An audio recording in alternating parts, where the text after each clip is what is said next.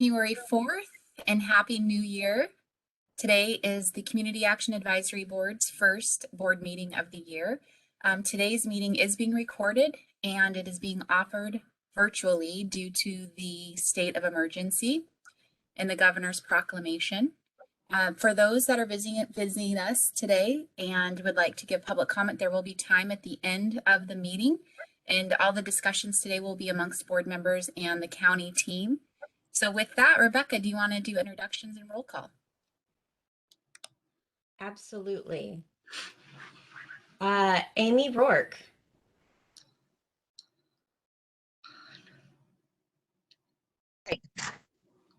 My name is Amy Rourke, and I am I'm the community representative for District 1. Bridget McClellan. Yes, good morning. Happy New Year. I'm Bridget McClellan, community representative. David Poland.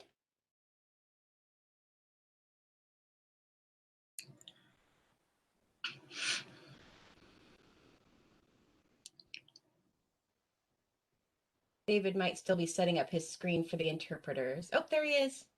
Hi, my name is David Poland. I am the representative for the deaf and low income. And for right now, until the collection, I am the vice chair. Jamie Spinelli. Good morning, I'm Jamie Spinelli. I'm a low-income rep for District 1. Karen Kamroff. Good morning, this is Karen Kamroff, low-income rep for District 2, I believe. I always forget, sorry. Megan Mulsoff. Good morning, everyone. I'm the low-income representative for District 4. Melanie Green. Good morning. I am the community representative for District 3. Thank you. Rob Perkins. Good morning. I'm the elected official representative for District 3. Treasurer Alicia Topper. Thank you. Good morning, elected representative and chair for at least a few more minutes until we have elections. And happy to be here this morning, everyone. We do have a packed business agenda this morning, one of which is adopting our 2022 meeting times and days. Rebecca did send a poll out last year to test if this is still the best time for everyone moving into this year. And I believe she has a poll ready for us this morning. So Rebecca. Yeah, so just kind of a quick update on that survey. We asked 3 questions. One was how long we should have the meetings, how often, and then what days would work best. It was really split on the how long the meeting runs and how often. So for the sake of continuity, we'll stick to an hour and a half and bi-monthly meetings. And then we came down to 2 days that had the most current board members that would be available to attend the meeting. And that would be maintaining the first Tuesdays starting at 8 a.m. And then the second option that had the same amount of votes was the first Wednesdays starting at 9 a.m. So I'm going to start a poll and hopefully this will work. And you'll just choose which one that you prefer. And then this will run for just a few seconds. And then we'll have results and we'll decide what day we're going to go. So hopefully you can see the poll.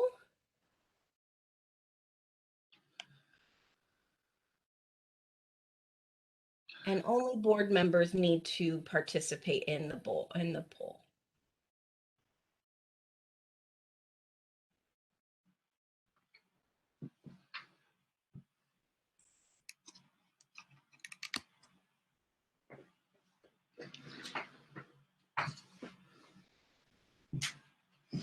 It looks like I'm waiting for one more board member.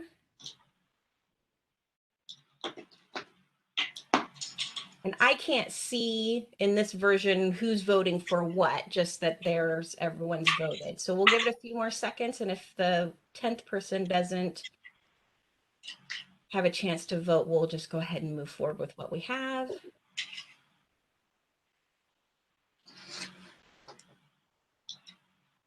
All right, I'm going to close the poll. And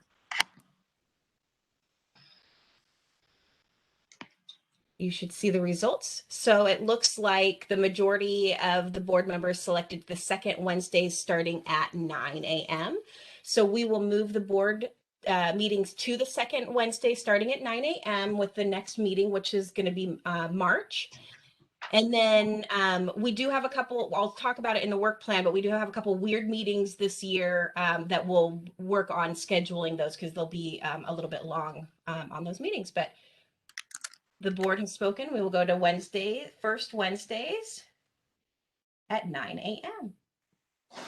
Rebecca, thank you so much. And if the two board members who voted to retain our meetings at 8 a.m. on Tuesdays, please get back to Rebecca if that's going to be a major hardship, but I'm looking forward to starting an hour later and on Wednesdays moving forward.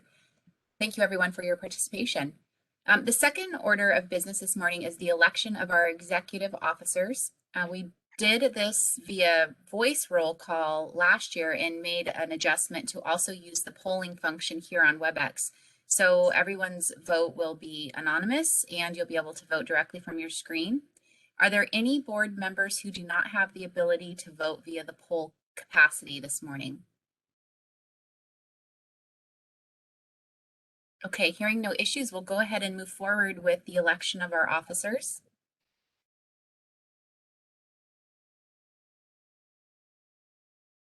So go ahead, Rebecca. So sorry about that. I was recounting the participants and actually everybody voted. I counted wrong for the number of 10 attendees. So we have 9 people and 9 people voted. So that was perfect. Thank you, everyone. We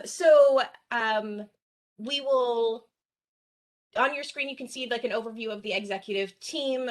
Our current executive team is Treasurer Alicia Topper as chair, David Pullen as vice chair, and Bridget McCleman as secretary. I have received nominations for each of those positions for the 2022 calendar year meetings. Treasurer Alicia Topper for chair, Amy Rourke for vice chair, and Bridget McCleman as secretary. I'd like to open it up for one last call for nominations for any of the positions.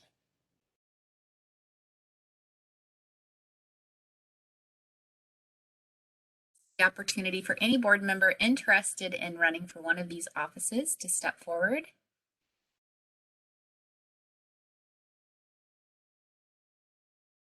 Okay, not hearing any. I will go ahead and open the poll and you can either select the person that's been nominated or other, meaning that you are not voting for that person. And you'll see 3 questions within this one poll, one for chair, one for vice chair, and one for secretary. So make sure that you vote for each of the positions.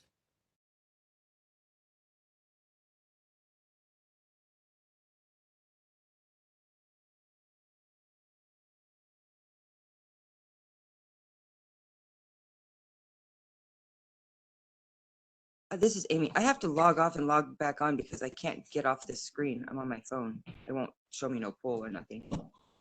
Can you access the chat? The chat. I accidentally swiped it one way and all it shows me now is the microphone and it won't.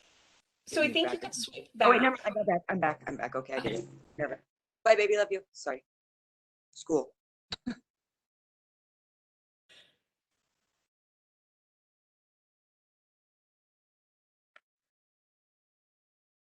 So we'll give Amy a chance to participate in. So I did this. Okay, the chat, it's not showing me the poll like it normally does. If I pull up the chat. So if you want to put yours, just send it to me, just to me as the host. Okay. Got it. I'll do that. And then I'll count that in as the results. So I'm going to close the poll.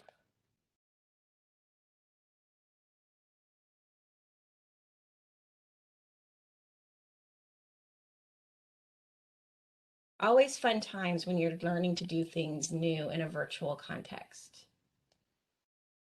I'm navigating multiple devices or platforms. Yes.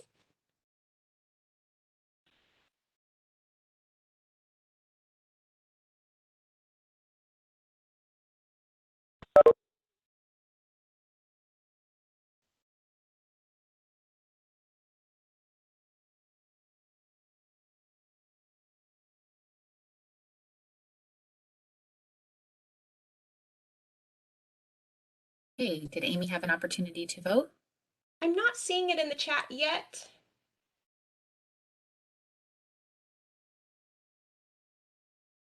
But it doesn't look like it's going to influence anything. So I'm going to go ahead and share the results. I choose the three that are there. There's nobody else to pick from anyways. I'm also, I mean, that's who I choose. So seeing the results, it looks like our slate of nominees will move forward as nominated. Hey, thank you everyone for stepping up and for your service. Thank you to the board for electing me for one more year. I look forward to serving you. And with that, we'll go ahead and bounce forward to our next item of business, which is the approval of the November 2021 minutes. They were included in our packet. So moved. Bridget McCleman. And I'll second. Is that Rob? Yes.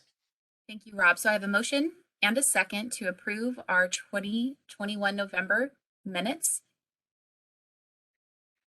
Any discussion? Hearing none, all those in favor say aye. Aye. I Aye. Aye. Opposed? Thank you. Opposed, same sign. Okay, motion carries unanimously. Thank you. So following up, we also have business items on our agenda, and Rebecca's going to give us an overview, but we'll be talking a little about our CAB bylaws, our conflict of interest policy, our board member responsibilities as a reminder for all of us serving, and also our board roster for the 2022 year. Back to you, Rebecca. Thank you so much. So to meet our organizational standards requirements, we have to make sure that all board members have access to certain documents. Most of them are in different timeframes. Some are every year, some are every 2 years, and some are every 3 years. But to make sure that we stay consistent and that we don't forget on accidentally, and that's me, so I don't forget to give you the information on those odd years, we just do it every year at our business meeting so that we know that everybody has access to all of the information for being a board member. First is access to the CAB bylaws. And as you hopefully remember, we just revamped them this year. So you did receive an updated copy earlier this year and stuff, but we just want to make sure that we're consistent. So the bylaws have been provided to you in the meeting reminder for this. They're also available on our website for the CAB under the CAB resource tab. So if you go there, you can always find most of the documents that we have for our community action board. And then I will send it also as a follow-up to this meeting. So we will just make sure that everybody has the CAB bylaws. Hopefully you all received the conflict of interest form through DocuSign. Janet set that up and sent those out a couple of weeks ago.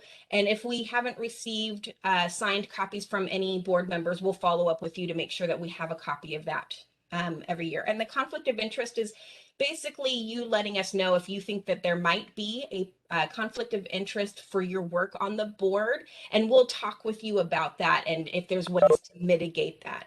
We talked about that before you were brought on as board members, but sometimes things change, especially over years of working with the board. So if you're ever concerned about your participation with the Community Action Advisory Board and the work that you do outside, just let us know and we can have a conversation about that. We also do an annual review on the board responsibilities, and this was also sent to you through DocuSign. And again, we'll follow up with you if we haven't received a signed copy from you. I'm actually going to pull them up because I did make a few changes this year to put them in line with the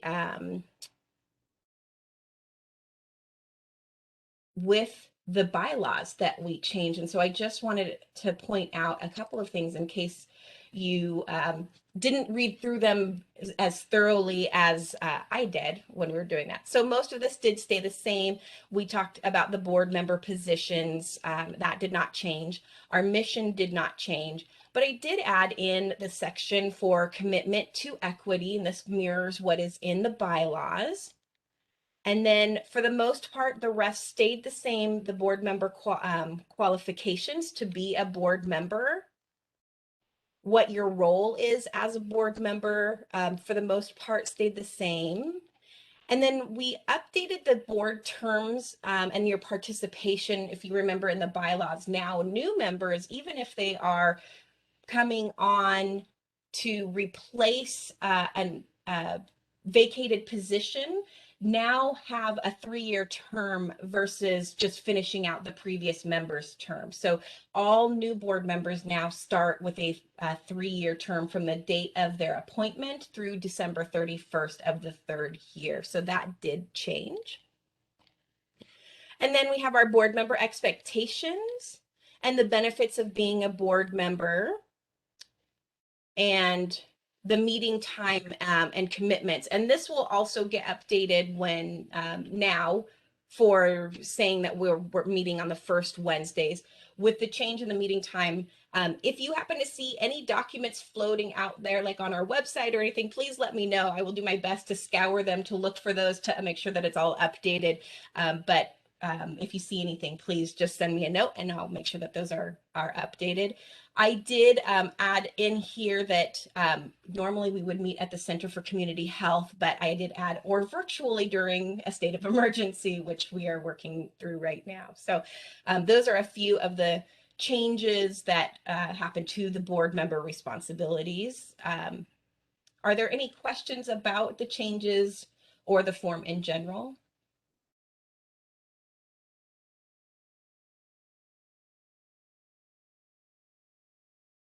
All right, not hearing any. I'm going to close my Outlook really quick so we stop seeing my pop-ups. There we go. Oh, I guess I can keep in there. The last document I have is the an updated board member roster. And I'll send this. I have not sent to you in the email prior to the board meeting because I knew I needed to make some adjustments to it. We are waiting to hear from the City of Vancouver on who their new representative will be. Councillor Linda Glover did not seek reappointment, and so they need to assign a new councillor to the board. I believe they had a conversation at their meeting last night, so I should be receiving information soon. They'll be onboarded just like you were, and then they'll start participating in the meetings.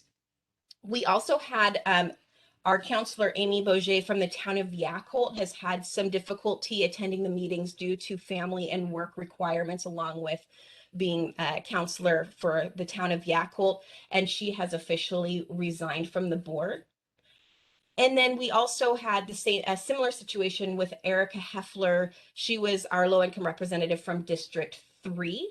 And she had a change in her work schedule and unfortunately is no longer able to attend the meetings.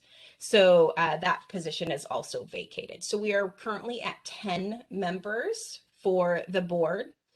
And then there are some changes going on with the county council districts. So at this time, we're going to wait to see how the council districts lay out.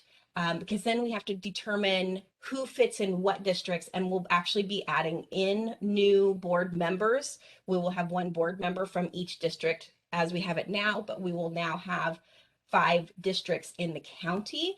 And then we will do an advertisement for all of the open positions at that time. So the positions will remain vacant for hopefully only a couple of months before we're able to move forward and fill all of those positions. Any questions about any of those documents? Do you want to move our agenda item about the CAB structure update up to now to kind of fit into this? Because the only question I had, and I should have thought of this in advance of the meeting, is what if the redistricting lines, which have not been determined yet by the council, interfere with our current representation of this board, and we have individuals who live in a district that qualifies now, but then may not be in that district moving forward? Yes, I am just looking for where I have that on the agenda. I apologize. That's okay. It was at 10 a.m. after the Community Services Strategic Plan update. And I'm thinking we're running a little ahead of schedule, so this will give Vanessa a little bit more time as well. Yeah. While you look for that, Bridget and I can give the board an update. So as you know, in the November general election, Clark County voters had an opportunity to amend our home rule charter, which is the governing document that Clark County government uses. And in that amendment that was passed, the voters agreed that they would eliminate the at-large chair election and instead create a new district. So all county councilors now will run as a designated district, and then they will vote within the body to elect the person who serves as chair. So with that, it also included an element that tried to increase representation for individuals living in Clark County by redrawing the boundary areas of each of those districts. So there was a district review committee that met several times, and their charge was to try to redraw those lines with certain requirements that they had to meet, and they needed to have a majority vote in order for it to pass. That committee was unsuccessful in being able to meet a majority, so those district boundary decisions are now sent to the county council to decide on. Now, there were two plans that they were considering, and the council could choose one of those two plans, or they could choose to redraw boundaries that suits their decision. So we are still waiting, as Rebecca said, for the council to make their determination to redraw those district boundary lines. And that could impact us on this CAB board because we follow the district boundaries that are set in the charter. And that will be a decision coming forward. Bridget, did I miss anything? No, but I did have a thought. Since the charter came into effect immediately after the election, so we technically do have 5 districts, even if we don't know their boundaries yet. Does that change our quorum or anything if we have these additional vacancies to fill? No, quorum is based on the number of actual members that we have at that time. So Okay. Right now we only have 10 members, so our quorum is 6 people, so over 50%. So it's based on the number of members you have at that time. Okay, I just wanted to make sure we were right. Yes, and Bridget, another good point, you were up for reappointment, and the county manager did approve that, and it is on the agenda today for the council to consider. But because it's been approved by the county manager, congratulations on your reappointment and on your election to secretary. Thank you. Are there any questions from board members about the redistricting and the changes to the charter? I know you probably saw there were several amendments, but the one that impacts our board the most is definitely the boundary lines.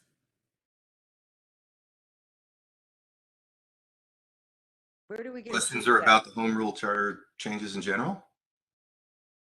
Yeah, go ahead, Rob, if you want. And then I think that was that Amy who also had a question?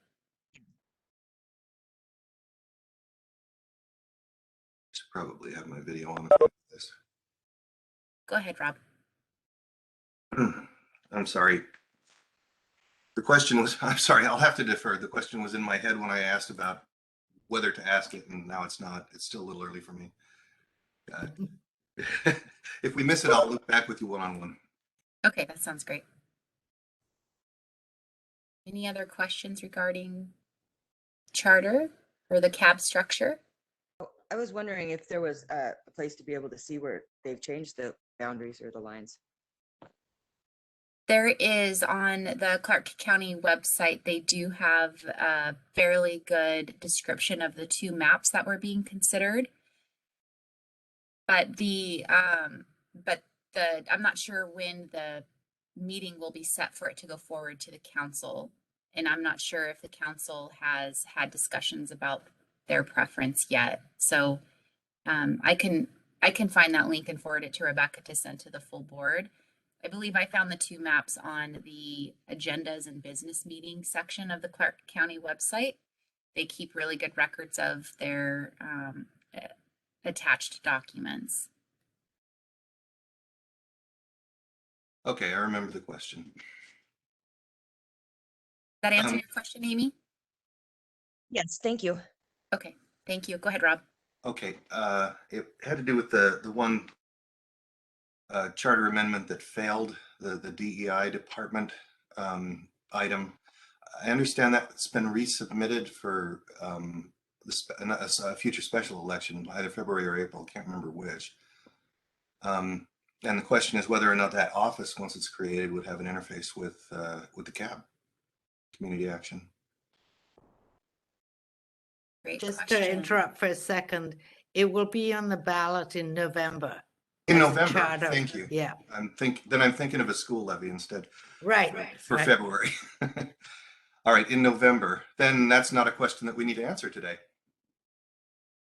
But it's a good question for research. Yes. Okay, any other questions? All right, great. Thank you so much for that update, Rebecca. I know our board roster is an important element to make sure we have good representation across our entire county. And we'll wait patiently for a final decision and so we can start moving forward and recreating our structure and recruitment for board membership. With that, if there are no further questions or comments, we'll move on to the next agenda item, which is adopting our 2022 work plan. That was included in our packet email, and I think Rebecca's going to give us a little bit more of a description of that work plan. Yeah, so I'll show the work plan here in just a moment so we can kind of look through each of the meetings and what those look like. But the 2022 focus this year is going to be, we're continuing to increase the board-driven advocacy efforts. This has been kind of on hold as we've been working through the pandemic and capacity issues, but we do want to make sure that we're doing what we can to help board members with advocacy on a myriad of topics. We are going to complete the request for application process on Friday. We're going to have our training on best practices, how to review an RFA, and all of those to get you prepared for reviewing the applications that we are receiving.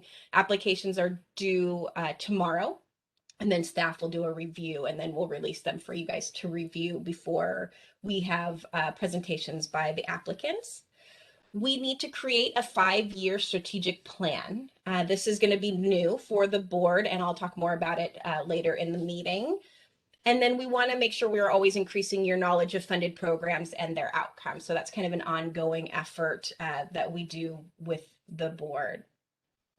Our March meeting will be a long meeting for the Homeless Crisis Response System application presentations. And then we will have an additional meeting in April. We don't normally meet in even numbered months, but we will for this year to accommodate presentations for the community action applications. And then we'll do funding recommendations in May. So that's our big project.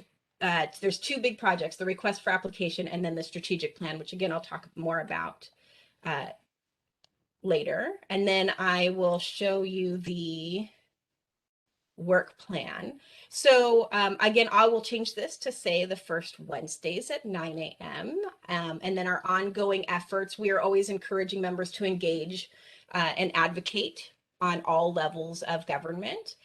In the public and private sectors, we're going to serve as advocates in the interest of people who are low income. That's ongoing effort. We want to utilize our planning documents, community forums, and local data to understand and set the priority needs for Clark County's low income population. We do this through the community needs assessment. We were always looking at the data to see what is happening in our community and what the needs are in between the community needs assessment. We publish annual data report to the community. That's our quarterly reports. And then we're hoping to get back to doing the annual report to the community that we've had to put on hold due to capacity issues. And then understand how the work of the CAAB affects our other systems and can more strongly integrate into community efforts.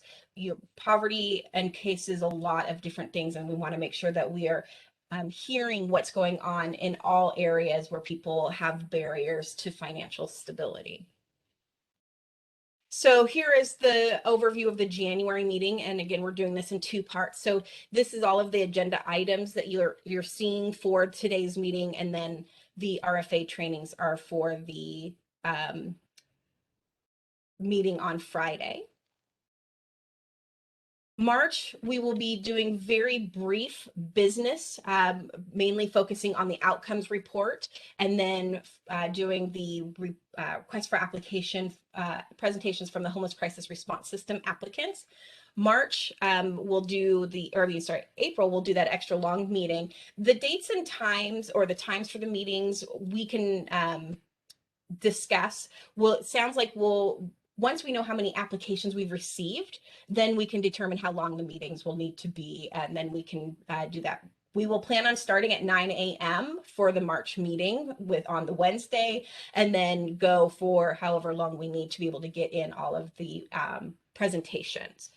April, we can talk about the date and time of that meeting. If you prefer to keep it for the first Wednesday, that's usually recommended by the board in previous RFA rounds, but this can be a conversation with the board at the March meeting.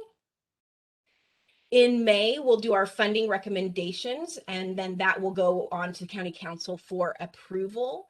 We'll also have our finance department come in and do an overview of the funding report that goes into detail on all of the different funding streams that come into the programs that we oversee. We'll have our Vancouver Affordable Housing and Homeless Services update, as we typically do. I left the Advocacy Task Force updates in the work plan because we never know when we're going to be able to get back to being able to do those meetings.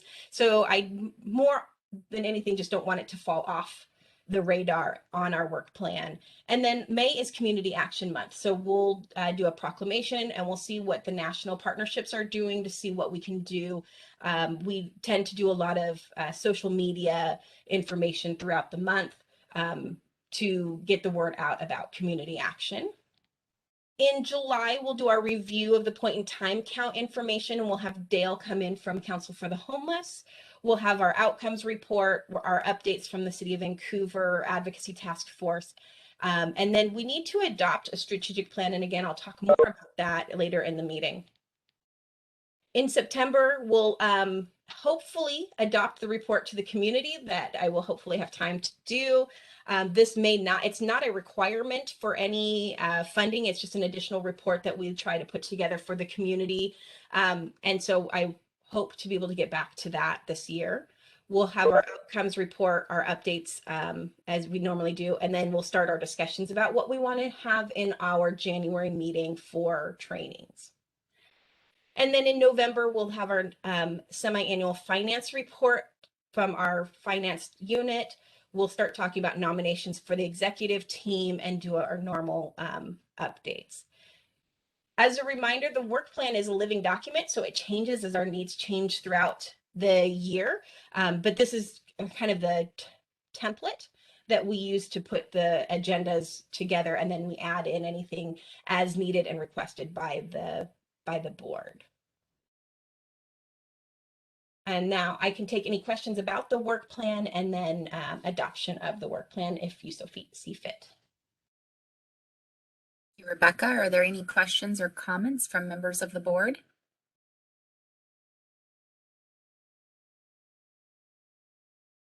Any questions or comments from members of the board regarding our 2022 work plan?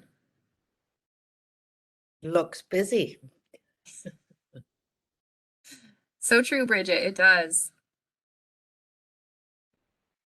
So we've got a big year ahead of us, and I'm excited to see the applications that come in, knowing how much great work our social service agencies are doing during this time.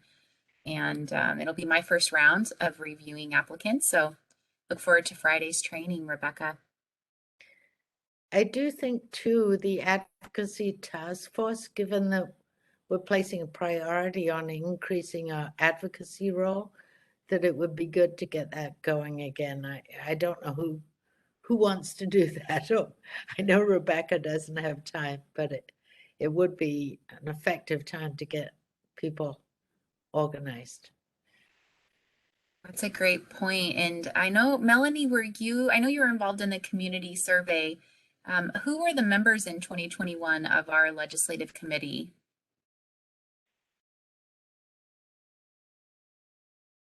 Rebecca, do you have that roster from last year by any chance? Are you thinking of the community needs assessment? No, I was thinking of I know that David was involved, but the legislative, like the community action committee. So we had the advocacy task force and that previously, and that was staffed by Beth. So she might know who was involved in that task force. And previously, when we were still meeting pre-COVID, I believe we had David, Bridget, Adam at the time, and Jamie. I can't remember if you might have participated. I can't recall now, but I believe that was the bulk of the members. And I think Karen, you had participated a few times. It's been such a long time since we've had those meetings, and to be quite honest, I do not know when my capacity is going to allow me to continue participating in those meetings. So I think for board-driven advocacy efforts, we may need to have some broader discussions on what's realistic, because truthfully, my workload continues to increase, and we're still in the pandemic, and I don't think we're going to have that change for the near future. So I think some more conversation should be had. We still do it. I'm all with the, oops, sorry. Go ahead, Amy. I apologize. I'm saying with WASA and with Poverty Action Network, we still do advocacy with the legislative. We just do it virtual. Like I have lobby day coming up this week and next week. So, Yeah, I mean, and I have this, sorry. I have a similar function with the State School Directors Association, and word that the state legislature, at least the House so far, is all virtual for the next session. And that could open some opportunities for advocacy remotely that can't take place if you have to travel to Olympia. Once again this year, I was able to get students in virtual offices with lots of legislators last year. I mean, it was a good experience for them, and it's something we could do. So it may be the case that we have people who are involved in a variety of lobbying efforts with organizations. It would be great to get feedback from them on things that we could do to support their efforts in those forums, rather than having our own task force. Yeah, I'm wondering if there's, it sounds like there's interest from the board to don't we have, kind of just like Rebecca always sends us out the ones for like Housing Alliance and stuff, and we Yeah. would, you know, maybe we just need a different title on some of the ones that we do or something. last year we were able to sign on to a few bills that we supported, or to sign in opposition, because everything was virtual and remote. And the way that we handled that was via a confirmation email to the executive committee, and getting that approval for myself or others to sign in on behalf of CAAB. It does make a difference in terms of, you know, showing our engagement and our support or our opposition. This year's legislative session will be a short session, and there is quite a bit of funding being proposed from the governor's budget for affordable housing and homeless services.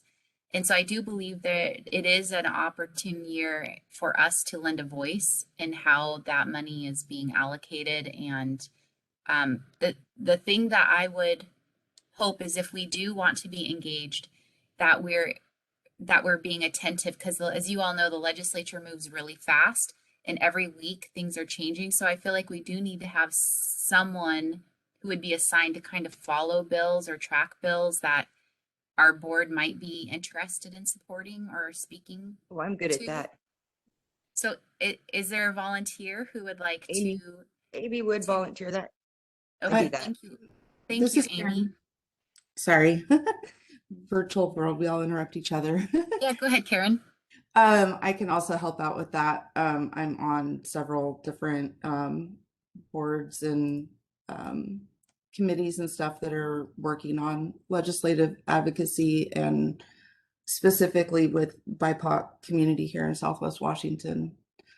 So we've already started doing our legislative advocacy on different bills, and I saw that yesterday it came out, the proposed, there was like over 300 proposed or pre-filled bills already.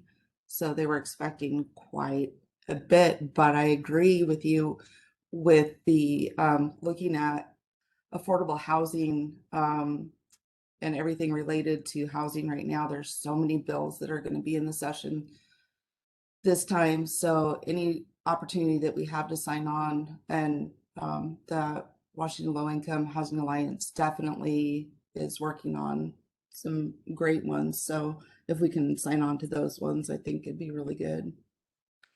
Yeah, and I feel as though this meeting is our best opportunity to kind of set what that framework is, and the pleasure of this board on how we move forward with our legislative engagement.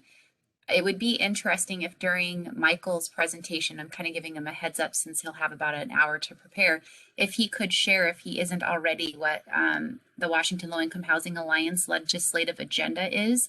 And then we can agree if we support their initiatives. And then if we as a board can vote to approve that, the executive committee, which would also include Karen, myself, Bridget, and then Amy as our new chairs, it will get that formalized here, of this advocacy committee.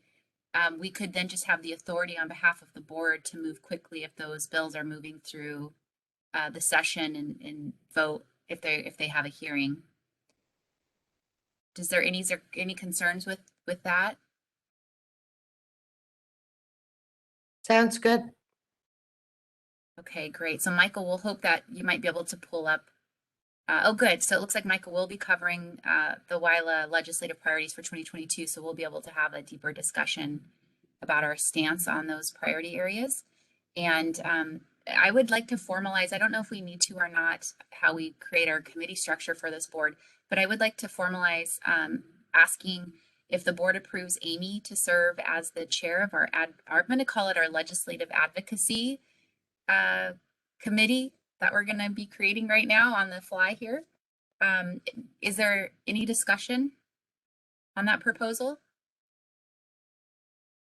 I think it would be a good motion to have in the minutes. So Okay, so is that a motion? yeah.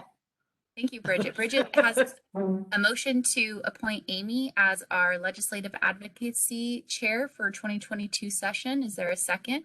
I will second. Rob Perkins. Rob, I have a motion and a second to appoint Amy as our legislative chair for advocacy for 2022. Any discussion?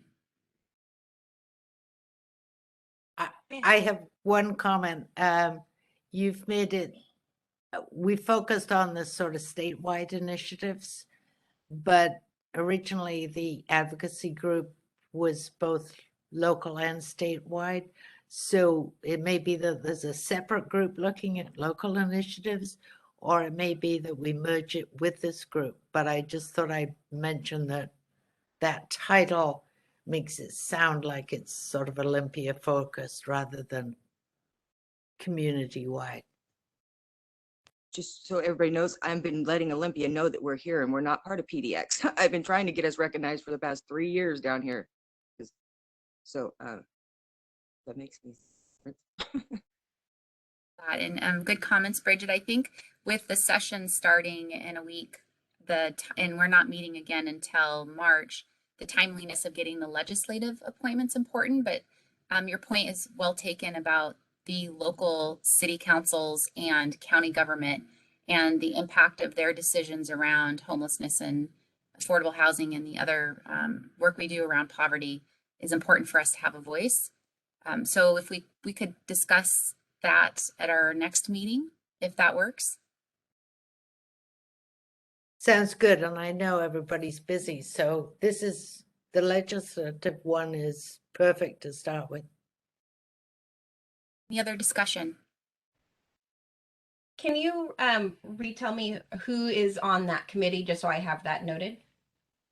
Currently, it will be Amy as chair, Karen is a member, myself as a member. Rob, I know you mentioned you're doing some advocacy work on behalf of schools. Is this a committee you would be interested in? I think there'd be a lot of synergy. Yeah, we can try and find some common ground between the education pieces, which always have welfare and children's welfare at hand, and what we're doing. I'm big on that Single one too. definition for poverty, for example. With OSPI. Yeah. Oh, yeah. On them too. Bridget, did you mention, I couldn't tell if you were volunteering for participation. I wasn't. Okay, no worries. Are there any other individuals on the board who would like to participate? Okay, so I think that's the core Yeah, group. sure, I will. This is David Poland. Thank you, David. At this time, we wouldn't be able to take on any more than the 5, so we don't have quorum at your individual meetings. Otherwise, it turns it into a public meeting. It has to be advertised. Okay, great. So we'll have that. That will be our roster. And so we still have a motion and a second on the floor to appoint Amy as chair of our Advocacy Legislative Committee, which will have membership of David, Rob, Amy, Karen, and myself. Is there any other discussion? Hearing none, I'm going to call for the vote. All those in favor say aye. Aye. Aye. Aye. Aye. All those opposed, same sign. Motion carries unanimously. Thank you so much for that leadership, Amy. And what we'll do is we'll just I'll follow up with an email to kind of kick off what the structure will look like. And then Amy will pass the baton on to you and we'll do some good work this year. That's exciting. Thank you. Hey, it's 8:48. Are there any other comments about our adopted 2022 work plan? Did we need a vote on it? That we approved it? We will need an yes, we will need action if there are no more comments. Any more questions? Anything to add, Rebecca, before we move forward with adoption? No, I'll make the slight change on the work plan that just says it's the Legislative Advocacy Committee update. So that's clear that that's what the conversation is for each meeting. Thank you. Okay, I would entertain a motion to approve our 2022 work plan for the Community Action Advisory Board. I move This the is David approval. Poland, and I would propose that we adopt this. Okay, I heard David is making a motion. Rob, was that a second? Amy did. Can serve as a second, yes. Or Amy. Thank you, Amy. Thank you, Rob. So we'll have a motion by David, a second by Amy. Any other discussion? Okay, I'll call for a vote to approve and adopt our 2022 Community Action Advisory Board work plan. All those in favor say aye. Aye. Yes. Aye. All those opposed, same sign. Okay, motion carries unanimously. Thank you, everyone. Very good discussion. We're about 10 minutes ahead of schedule, Rebecca, and I know we have Vanessa on our agenda next. I know she had a very tight calendar this morning. Is she with us yet? I don't see that she's attended yet. Okay, I know, and I try not to jump around on the agenda, but just in the respect of time, I'm wondering if the board would entertain the idea of having our, what could we move that's a 10-minute, our strategic plan work group update to fill the 10 minutes before Rebecca joins us. Does anyone have any objections of me adjusting the agenda to accommodate our time? No, ma'am. Okay, hearing no objectives, Rebecca, I'm going to go ahead and move up our update on our strategic plan work group. Not a problem. So, Hey, just heads up, I just received an email from Vanessa to the management team with the senior leadership team updates, which means she's probably just wrapping up that meeting and will be jumping in a moment. That's my guess. Heads up. Good, thank you for that. So part of the organizational requirements is that our department or our board follow a strategic plan, a 5-year strategic plan, and that we get that update every an update to what the strategic plan every year. Michael will be doing that here shortly. And then every 5 years it's revamped. It's we take a look at it and make any changes, update it as needed. That is due. Our current strategic plan for the department, we're operating under the community services strategic plan. It expires this July. And at this time, we do not have staff capacity to do the renewal of the strategic plan review and renewal this year with all of the funding that's going around the pandemic. So the department is delaying the update to their full strategic plan for a little while. What that means is that we won't be in compliance with the organizational standards. With the organizational standards does allow for an advisory board to follow something similar. It doesn't have to be the department's strategic plan. We can actually create our own. And that is my proposal to this board, is that we have a small group of board members meet with staff and we design a strategic plan for specifically the Community Action Advisory Board. And that is what we would follow for the time being for the next few years, or until the department is able to put together a new strategic plan. The plan, we would need to work very quickly on this. So anyone that has any experience putting together a strategic plan would be highly valuable for this committee. And then we would need to adopt it at our July meeting. So we have 4 months roughly to put the strategic plan together, present it to the board, and have it adopted. Are there questions? Rebecca, I just wanted to mention, just to minimize some confusion, as you will hear from me and you'll hear from Vanessa, Clark County Community Services is going to be updating their strategic plan during 2022. It's not going to be done by July. So, just as heads up. So when you hear Vanessa talking about the department working on strategic plan and stuff like that, we are absolutely going to be doing that. It's not a contradiction of what Rebecca's saying. It's just, we will not be done, it will be a year-long process to do the department's strategic plan. The other option that we have is I can ask the Department of Commerce, our funder, for an extension because of the pandemic. This is what happened with our community needs assessment. So if the board feels like there's enough on their plate without going through this process, then that is another option that I can do.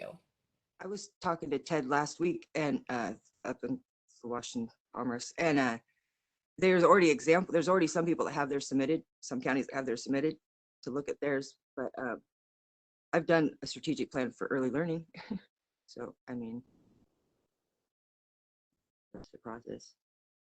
So Rebecca and Michael, are there any potential pitfalls of having the CAAB create its own strategic plan outside of community development, and then having community development's plan come after, if there's any inconsistencies? Or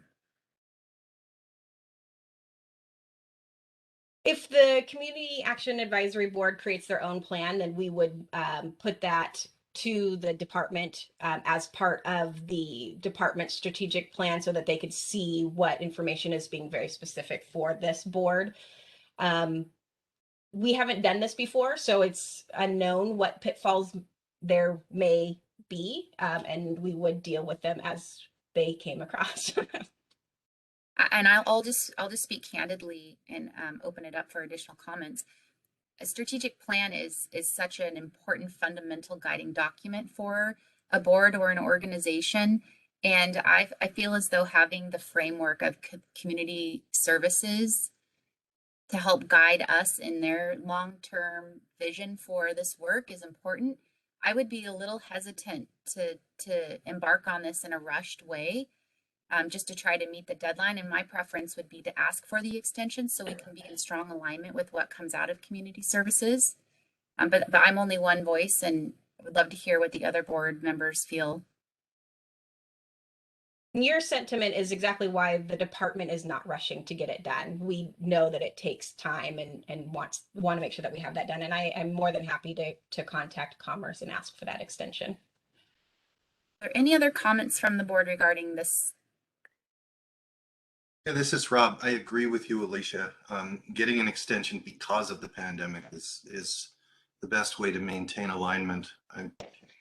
If we have to take on the work in order to submit by the July deadline, we'll have other work to realign it with the wider strategic plan anyway.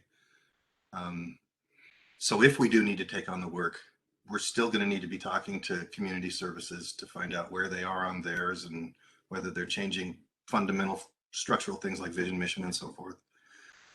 Defer it if we can. Bob, any other comments? I agree. I will put that request to Commerce and let the board know if there's any feedback against that. Rebecca, so the board is giving direction to Rebecca to ask for an extension on submitting our strategic plan past the July deadline. Is there any board member who is opposed to that action? Hearing none, Rebecca, you have our full support. Thank you so much for asking Commerce for that extension.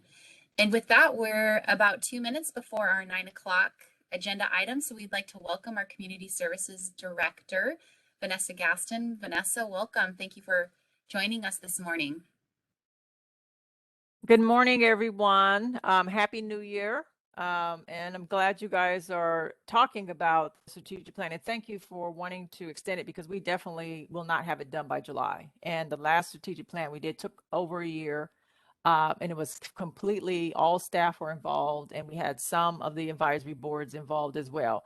And our department strategic plan includes the entire department, so all of our programs, and to include all of our other advisory boards who want to participate in the process. And I have already received feedback from at least two other advisory boards that they would like to participate. So I know for a fact we will not be done by July if we do that. So Rebecca, I would ask that you ask Commerce, because the one for the org standards is specifically for community services block grant, and the CHAD has way more programs than community services block grant. So if this board is interested in doing something specific for community services block grant, we need to get that clarified, because Commerce sometimes tends to look at the department strategic plan. So if you could clarify that, what exactly, are they comfortable with that would meet the org standards for that. And this is not new. We do have other programs who do some kind of, they may call it an operational plan, a comprehensive plan, for their program areas, and their advisory boards they do participate in that. So this might be new for CSBG, but it's not new for the department. Developmental disabilities is one who does one. The youth programs is one that does one. So I just want to share that as well. So let me just talk a little bit give you some updates and talk a little bit about what we will be focusing on in 2022 for the strategic plan. So we continue to telecommute. So DCS staff continue to telecommute, and we will continue to telecommute until I hear from public health that this virus is on the downside.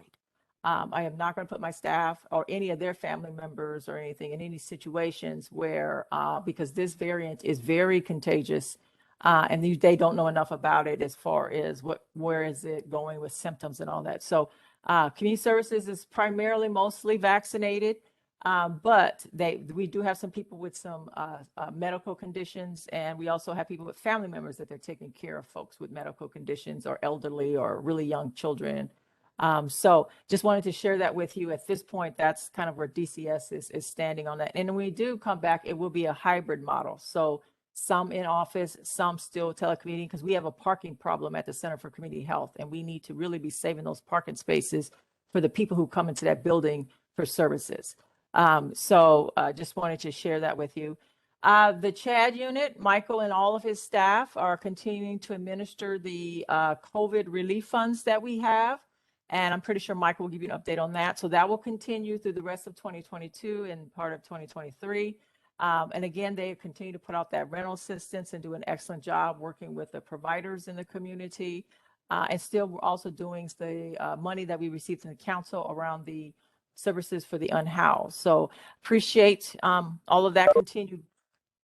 Just a couple of things that have changed. I just want to share with you. We were really busy towards the last quarter of 2021.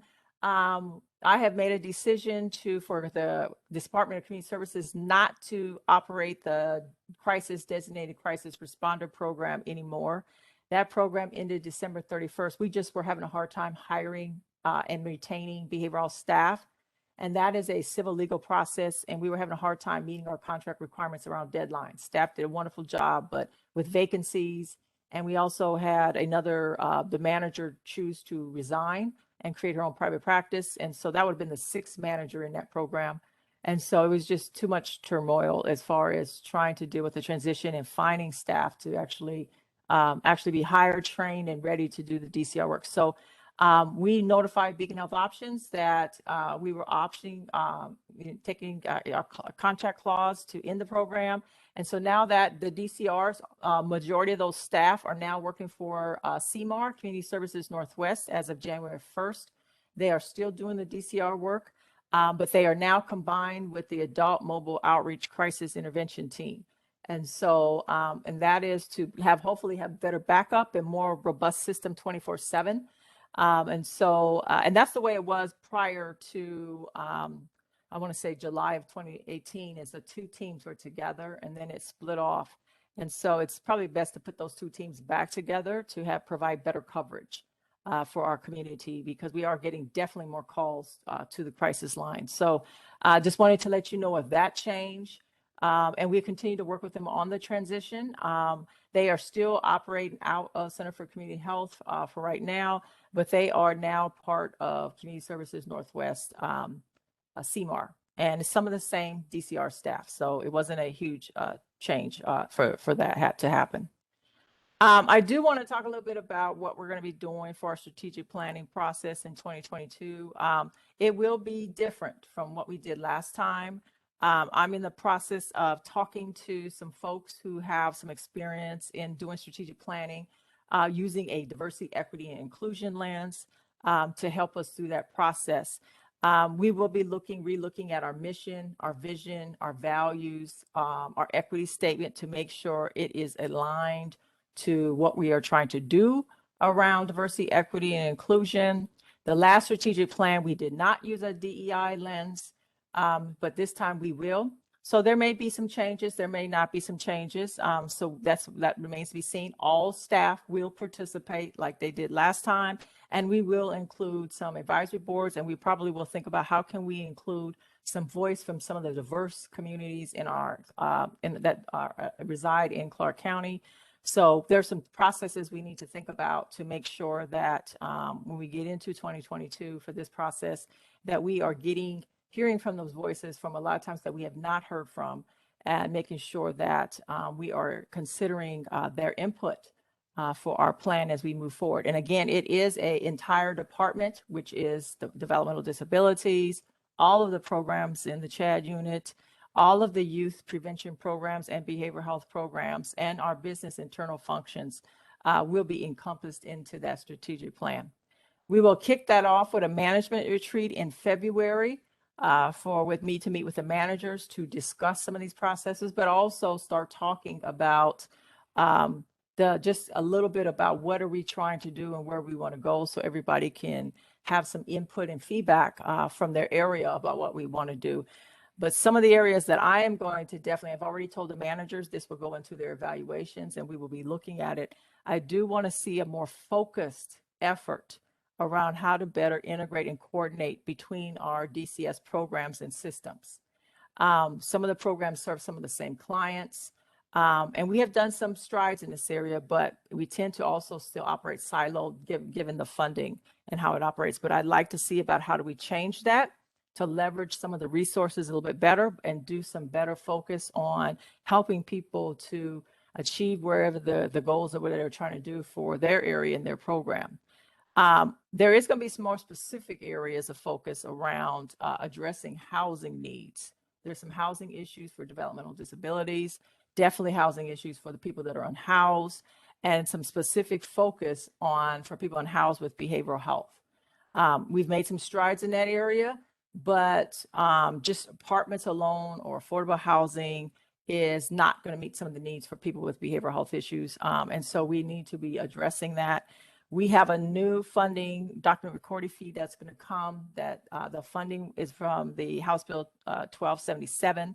That money will go to the Department of Commerce. I am on a statewide steering committee right now that is looking at what are the performance measures for that funding, which will kind of look at more like rental assistance, but also they want to focus on permanent supportive housing.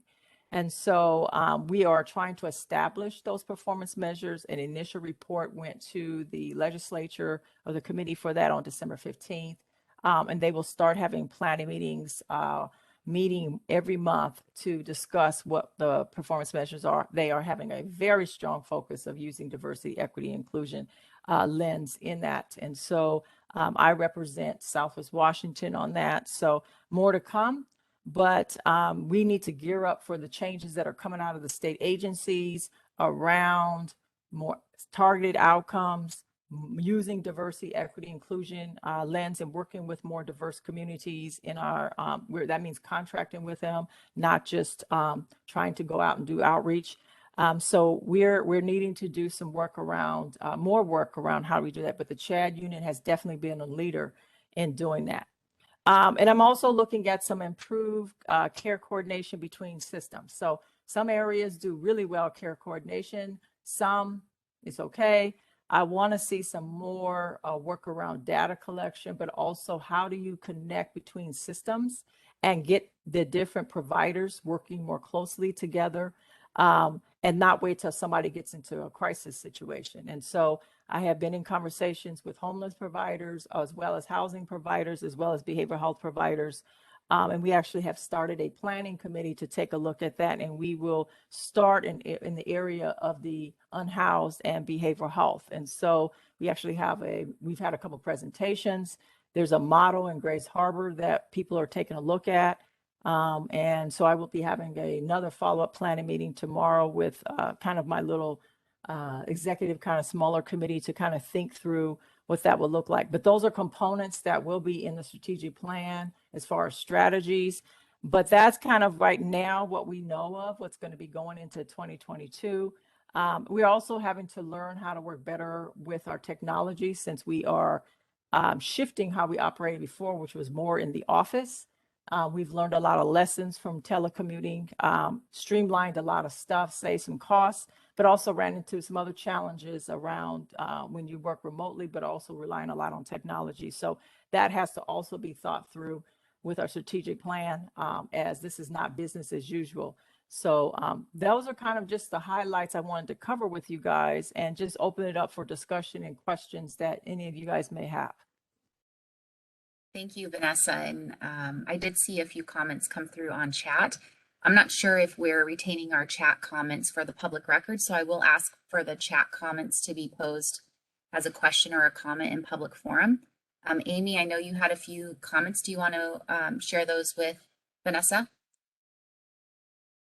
Oh, no, I was just saying, because I was also looking up all of the shelters and stuff that were in Washington for the poverty action work group that I'm on. But I was noticing that when I searched for homeless resources in Clark County, I got 15 places, but 13 of them were in Oregon.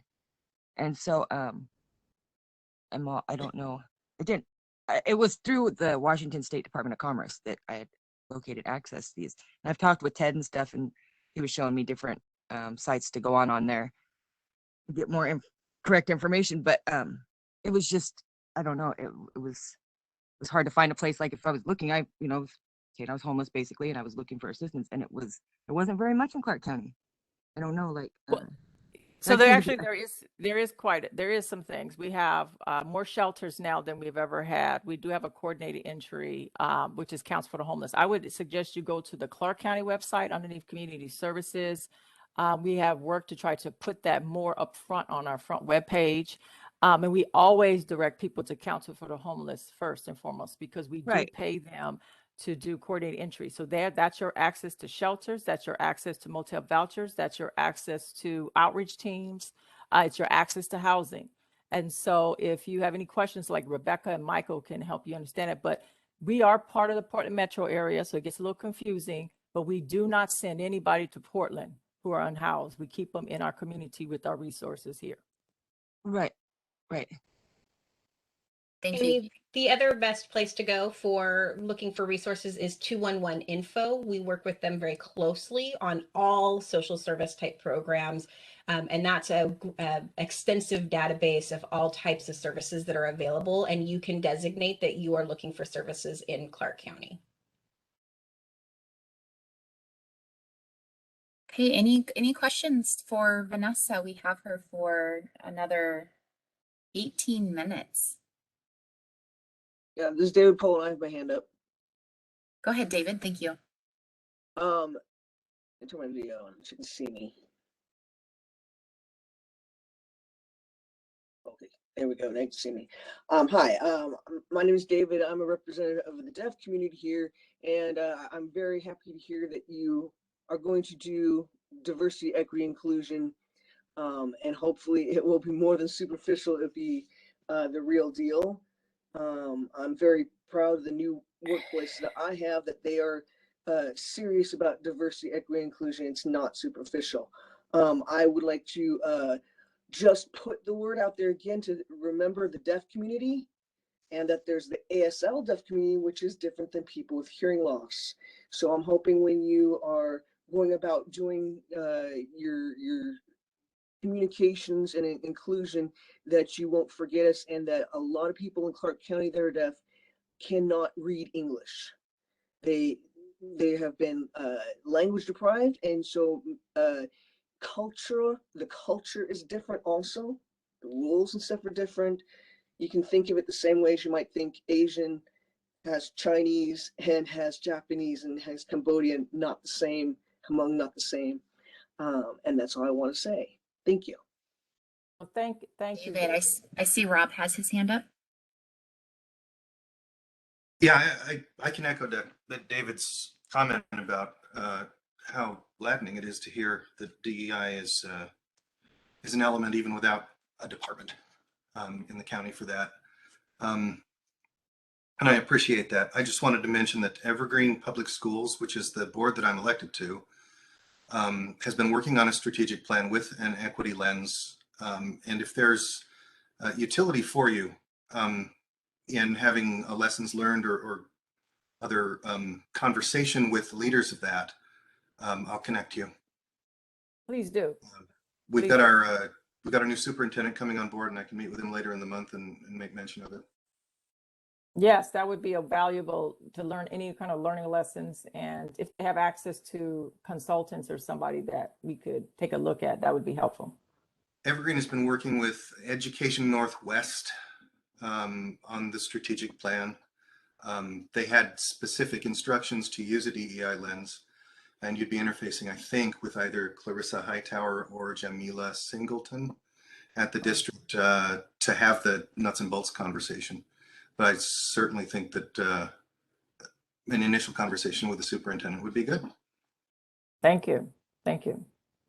And I think I've met Clarissa Hightower. I think I've met her. So every time I meet her, my life improves.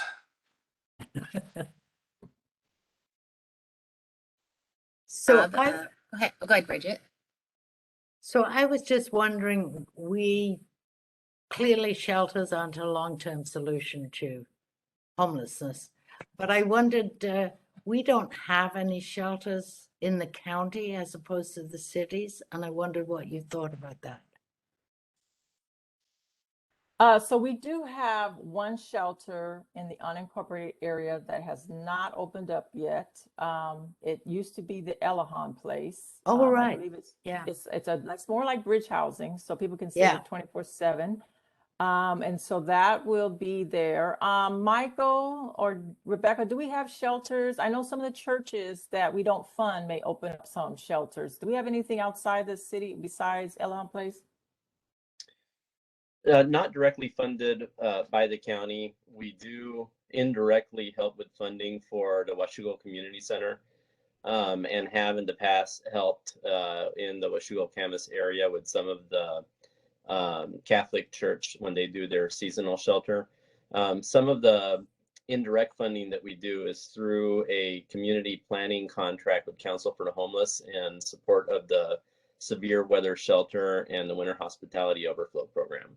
So there is some funding and activity that goes outside of the incorporated city of Vancouver in addition to Elahan Place, but it's limited. There is also one of the family shelters that is located outside of the city of Vancouver. And good morning, everyone. This is Beth. We also, this year in our RFA for the Homeless Crisis Response System, we made available additional shelter supports for new applicants. So people who did not have an existing shelter contract with us were able to apply for shelter funds if they wanted to pursue county funding to support their shelter operations. So we will see what applications we get once that closes. We might have some new applications, we may not. And we also provide motel vouchers, and that has been substantially increased with the ARP COVID relief funds, and those are provided throughout the county. I do understand that the county funds a lot of the initiatives that are going on, and including those in the cities. It's just, in the Hazeldale area where there's a growing number of homeless, it always seems like we could do with some sort of central services for shelter there. So it was just a question. Thank you. And I will say this, some really strong learning lessons has happened. And I don't know if it's because of COVID and providers are just overwhelmed. But I will say that, when we did the motel, and I think that was still in the city of Vancouver, we really were looking for a provider to run that. We got no hits. So the county had to do it with some temporary staff. And then when we were looking for, we had the shelter grant and we were looking for a provider to say, hey, we have some money, let's open up a new shelter. We got no hits. And so the VHA stepped in and bought that motel. Now that is in the city of Vancouver. They looked throughout the county for motels.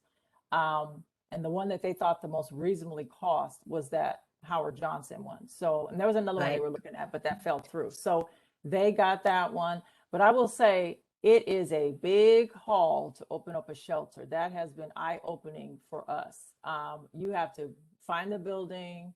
You either got to do a lease or purchase this building. You have to go through whatever jurisdiction for permits. If you have to go and remodel, that takes time.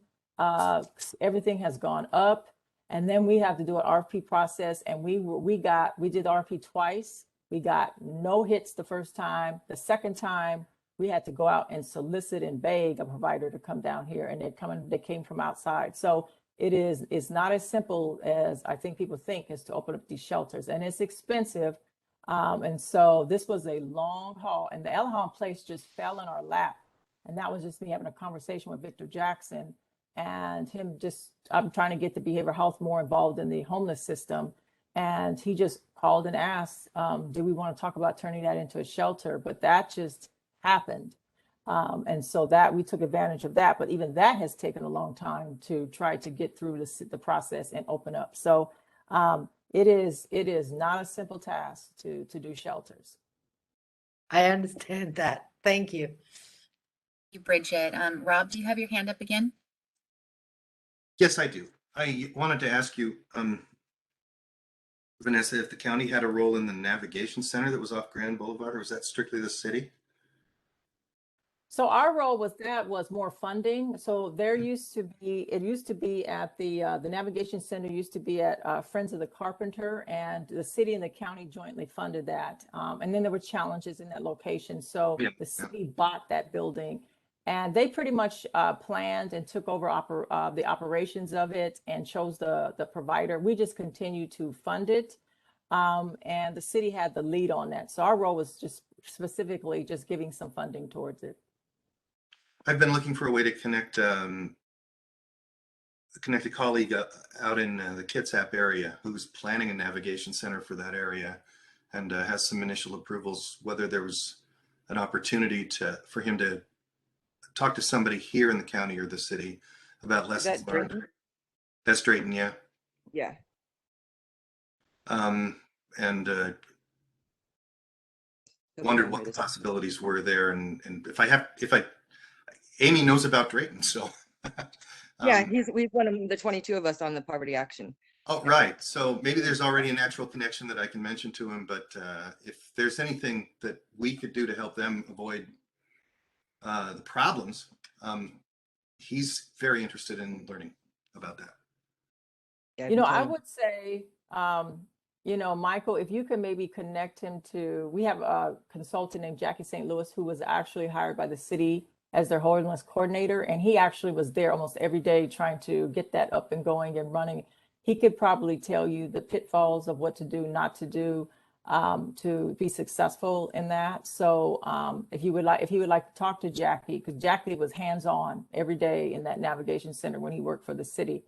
And then when he left, they had to hand it over to the Parks Department staff, and that didn't have a lot of expertise in homelessness. And Jackie has expertise in homeless and behavioral health. He's a licensed behavioral health professional. So Jackie? St. Louis, yeah. St. Louis. Oh, And Michael can Yeah, I'll help you. pass the contact information and make Yeah, that. he's supposed to be down here this month to check out things. I think Drayton is. Drayton is? Oh. Yeah. Well, I've been out of the loop then. Well, I'll probably see him on Friday. I can talk to him too.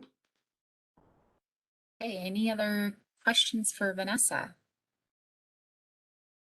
All good questions. Vanessa, I do have one question. You had mentioned the effort during the strategic planning process to not just for service providers and the county, not just to respond to crisis, but to be more proactive in planning and partnership.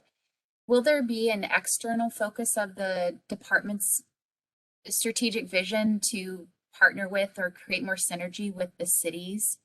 I know it feels a little disparate sometimes in the way that each of the municipalities are focusing on their own response. And so I'm just wondering, will that be a focus at all of your planning session this year?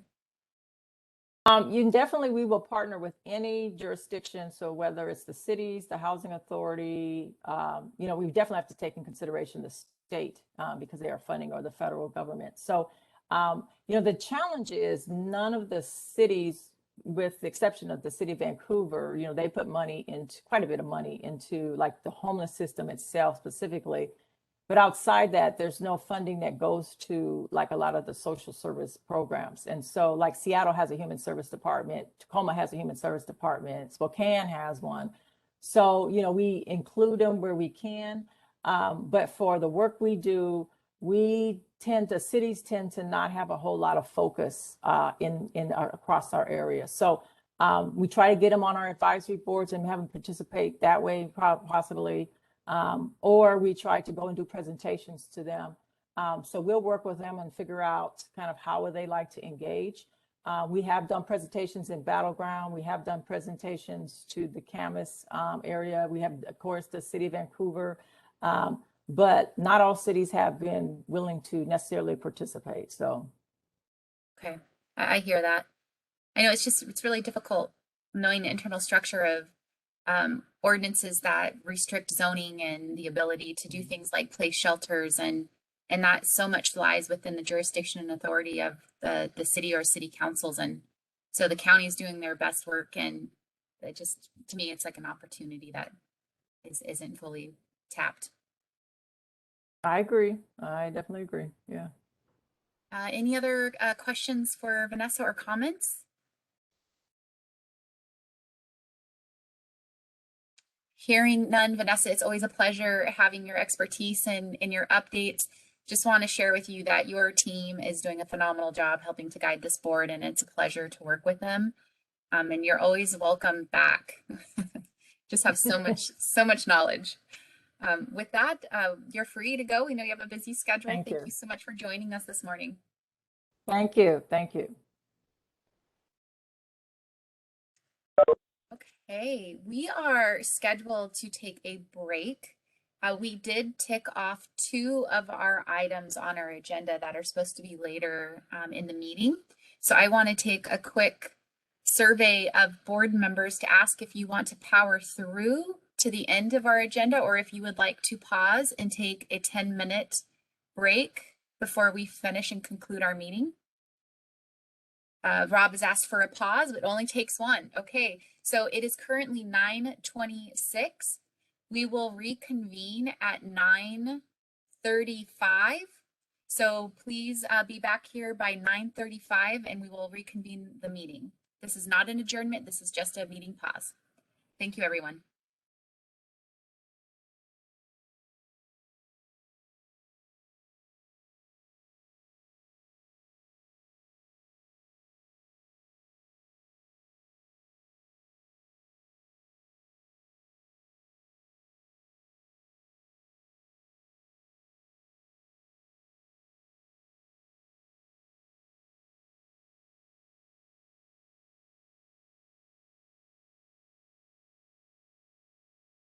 Hey, Rebecca, are you back? Welcome back. Okay, I wonder if we've got everyone from break. Okay, it's 9:35. We're going to go ahead and continue our Community Action Advisory Board meeting.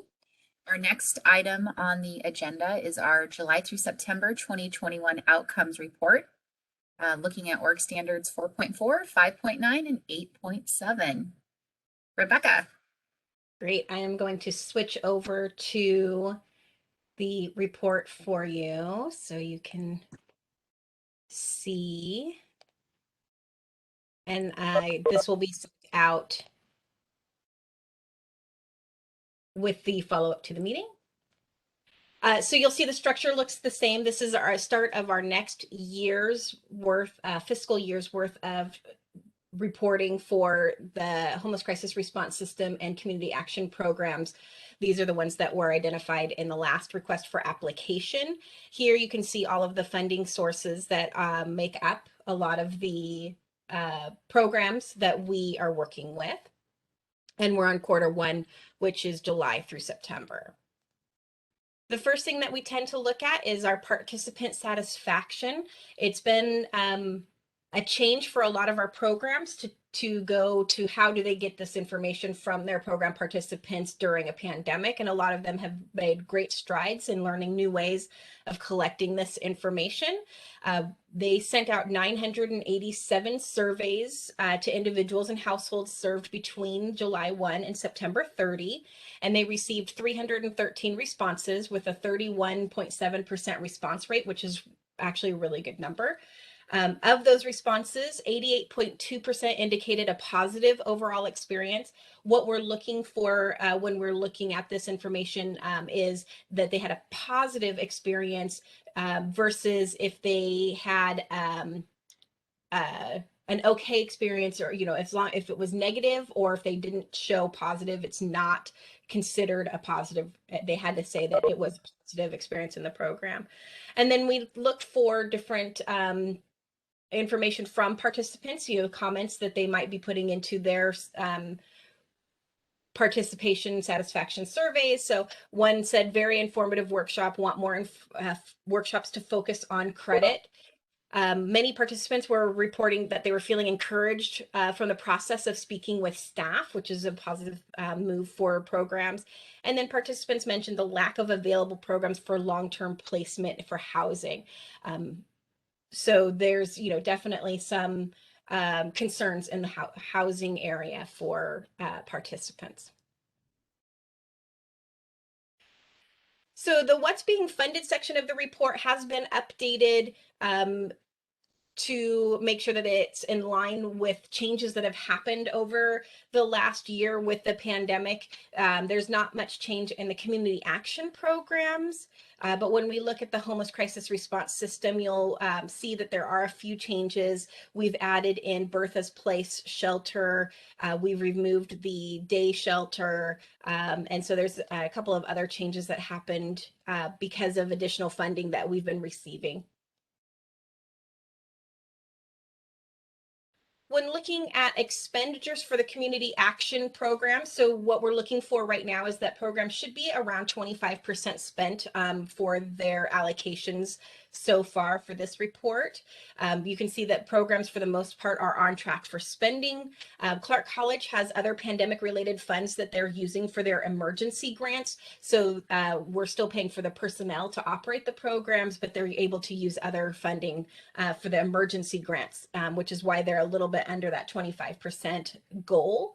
And then Share Hunger Response, as is their typical way of operating, is that they tend to focus on spending out grant dollars before they use dollars that are fundraised by the agency to support that program. There's not enough funding through grants to operate the entire program. So they work with the grants first before using fundraising and more flexible funds. When we look at the homeless crisis response system, again, there's new outreach programs that are just getting up and running. So they're there, but you see the zeros % spent on there. Bertha's Place, also a new shelter, will be open soon and accepting guests. Janice Youth Oak Bridge Youth Shelter had pandemic related funds covering some of their costs. So they were able to focus on those funds before focusing on these funds. And then all other programs are on track for their spending. When we look at system performance, we focus on, in the community action programs, the total people served, and then the % of people served for these programs. Under support services, you can see that they're 55% there, and support services covers 211 info and all of the people that they're helping provide assistance with for pandemic relief. So they've seen a significant increase, along with volunteer lawyers program. They've also seen a significant increase in participants in their programs, especially with the end of the eviction bridge moratorium. They started to see quite a few more participants in their program. Income and asset building is focusing on the Clark College program. They have seen quite a few more students want to participate in their programs to kind of set a financial base for the work that they're doing to stay in school. Health and social behavioral health, this is where all our food programs are. And as you can imagine, they have seen a significant number of people come through and request for services for food assistance. We also see a lot of the participants identified in the very beginning of the contract year, and then only a few more added to unduplicate that number. So you'll see now there's quite a few, but then they will, their increases over the next few quarters will not be as significant. And then our program, employment program, is still trying to navigate how best to provide services, but they have been providing more workshops to the community. And so we do anticipate seeing them working with more participants in the next couple of months. And then just a couple of things to note there, the support services for 211 Info, I've mentioned they have seen a lot of people along with the food bank, and then PIC. And then I know you guys really like it when I put in some fun graphics. So here we're focused again on the food bank's Fresh Alliance program. They've received 450,000 pounds of food. So that's the equivalent of 2.3 space shuttles. The Volunteer Lawyers Program has helped 324 households avoid eviction just in that first quarter. As I mentioned, they saw a significant increase in participants when the bridge moratorium was ending. And then Share's Hunger Response Program provided almost 23,000 meals at Share House. And that is specific to this food services at Share House. They also provide services to youth at the schools, but this number is specific to the meals that they're doing at the Share House. And then the Housing Solutions Center assessed nearly 4,000 households for housing program placement, and they diverted 121 households from the homeless crisis response system. So they helped families maintain or move into housing rather than falling into our shelters or living outdoors. And they were able to assess many households for assistance to make sure that we can get them assistance as fast as possible. When we look at the homeless crisis response system, again, a lot of the data that you can find out about all the programs and really dive into each of the programs can be found on the Council for the Homeless website and their system dashboards. There you can really see how each type of housing program can be, or how they're doing individually as a system for permanent supportive housing or rapid rehousing, for example. And you can really dive into that information there. So I highly recommend that that be a place that you regularly go to see how our system is doing. When we look at the total number of people served in our homeless crisis response system based on the different intervention types, the core system programs, that's going to include the assessments by the Housing Solutions Center, Rent Well programs, and our SOAR programs, targeted prevention services. This is really small because the primary focus right now is on the Treasury rent assistance funds. So this would be serving households that don't meet the requirements of the Treasury programs. Permanent supportive housing, rapid rehousing, our transitional housing program, and our shelter services are here. When we look at the percent, you can see that most of them are on target. We want to just reiterate again that a lot of our programs that have ongoing services, they will report the households in the first quarter and then only add in the unduplicated or new households for the rest of the quarter. So it's often, we often see that there's a significant number of households reported in that first quarter. The permanent supportive housing, we've seen some additional funding go into the program, and so they are exceeding their goals at this time because they've had additional funding provided.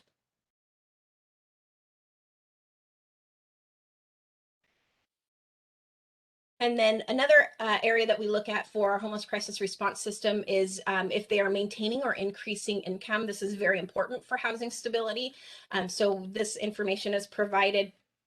We can see in targeted prevention that over 20% of the current program participants have maintained or increased their income. These programs tend to be a very light touch, so they only see them very shortly and then move on, and the households are still working towards that housing stability after the services are provided. We anticipate and hope to see 100% for our permanent supportive housing programs, that they are able to maintain or increase their income. Rapid rehousing, again, we expect to see high percentage of households meeting this goal because we want to get in, give just enough service to get them stable, and then be able to open up the spot for new households. So providers work very hard to get that financial stability piece going for the households. And then we have our transitional housing and our shelter programs that are also working to maintain or increase income to provide that housing stability. And then the last component of our report is looking at demographics of the households. Now, as a reminder, not everyone reports all of the different demographics. So you'll see we note how many responses for each of the categories.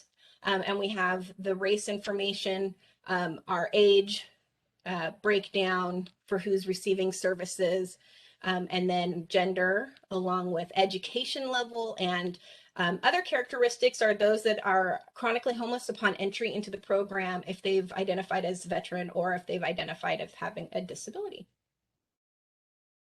And that is everything I have. Are there questions about the quarterly report?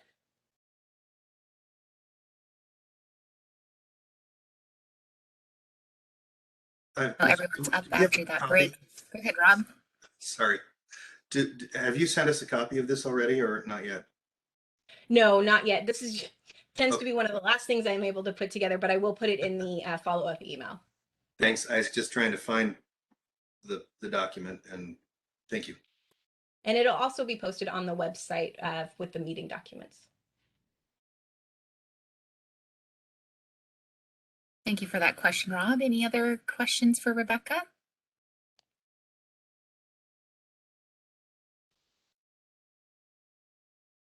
Hearing none. Thank you, Rebecca. It's always nice to see those quarterly updates. I know we did talk about the strategic plan, but we do have an item on our agenda to look at the org standard 6.5 of the strategic plan and provide an update. Does that still need to occur? Okay, wonderful. Okay. Looks like that will be Michael. Yep. Hi, Michael. Hello, everyone. Happy New Year, and thank you for getting together in this meeting. I know it's especially a 2-day meeting. It's a haul. I'm going to give you an update on our current strategic plan, which was 2017 to 2022, and that is the Clark County Department of Community Services strategic plan, which was adopted by the CAAB as also the Community Action Advisory Board strategic plan. Before I do, and I'm basically going to give you some highlights, like an outline of what the strategic plan was and where we're at in terms of highlights, and then kind of briefly go over or restate what Vanessa talked about in terms of the planning coming up next year. Before I start, I did want to very quickly talk a little bit about the administrative workload that the Community Action Housing and Development Unit in Community Services currently has. And that's basically, like, what does Rebecca do when she's not directly supporting the CAAB kind of thing? Because I really think the CAAB does not really get a lot of insight or visibility of what all is ongoing. So I wanted to share with you that during 2020, the CHAD unit has overseen the contracting of $65.5 million. We've conducted 6 requests for applications, and that is, one for shelter, one for homeless crisis response system COVID. Both of those requests for applications, we had a subcommittee of the CAAB participating, so thank you for that in terms of the selection.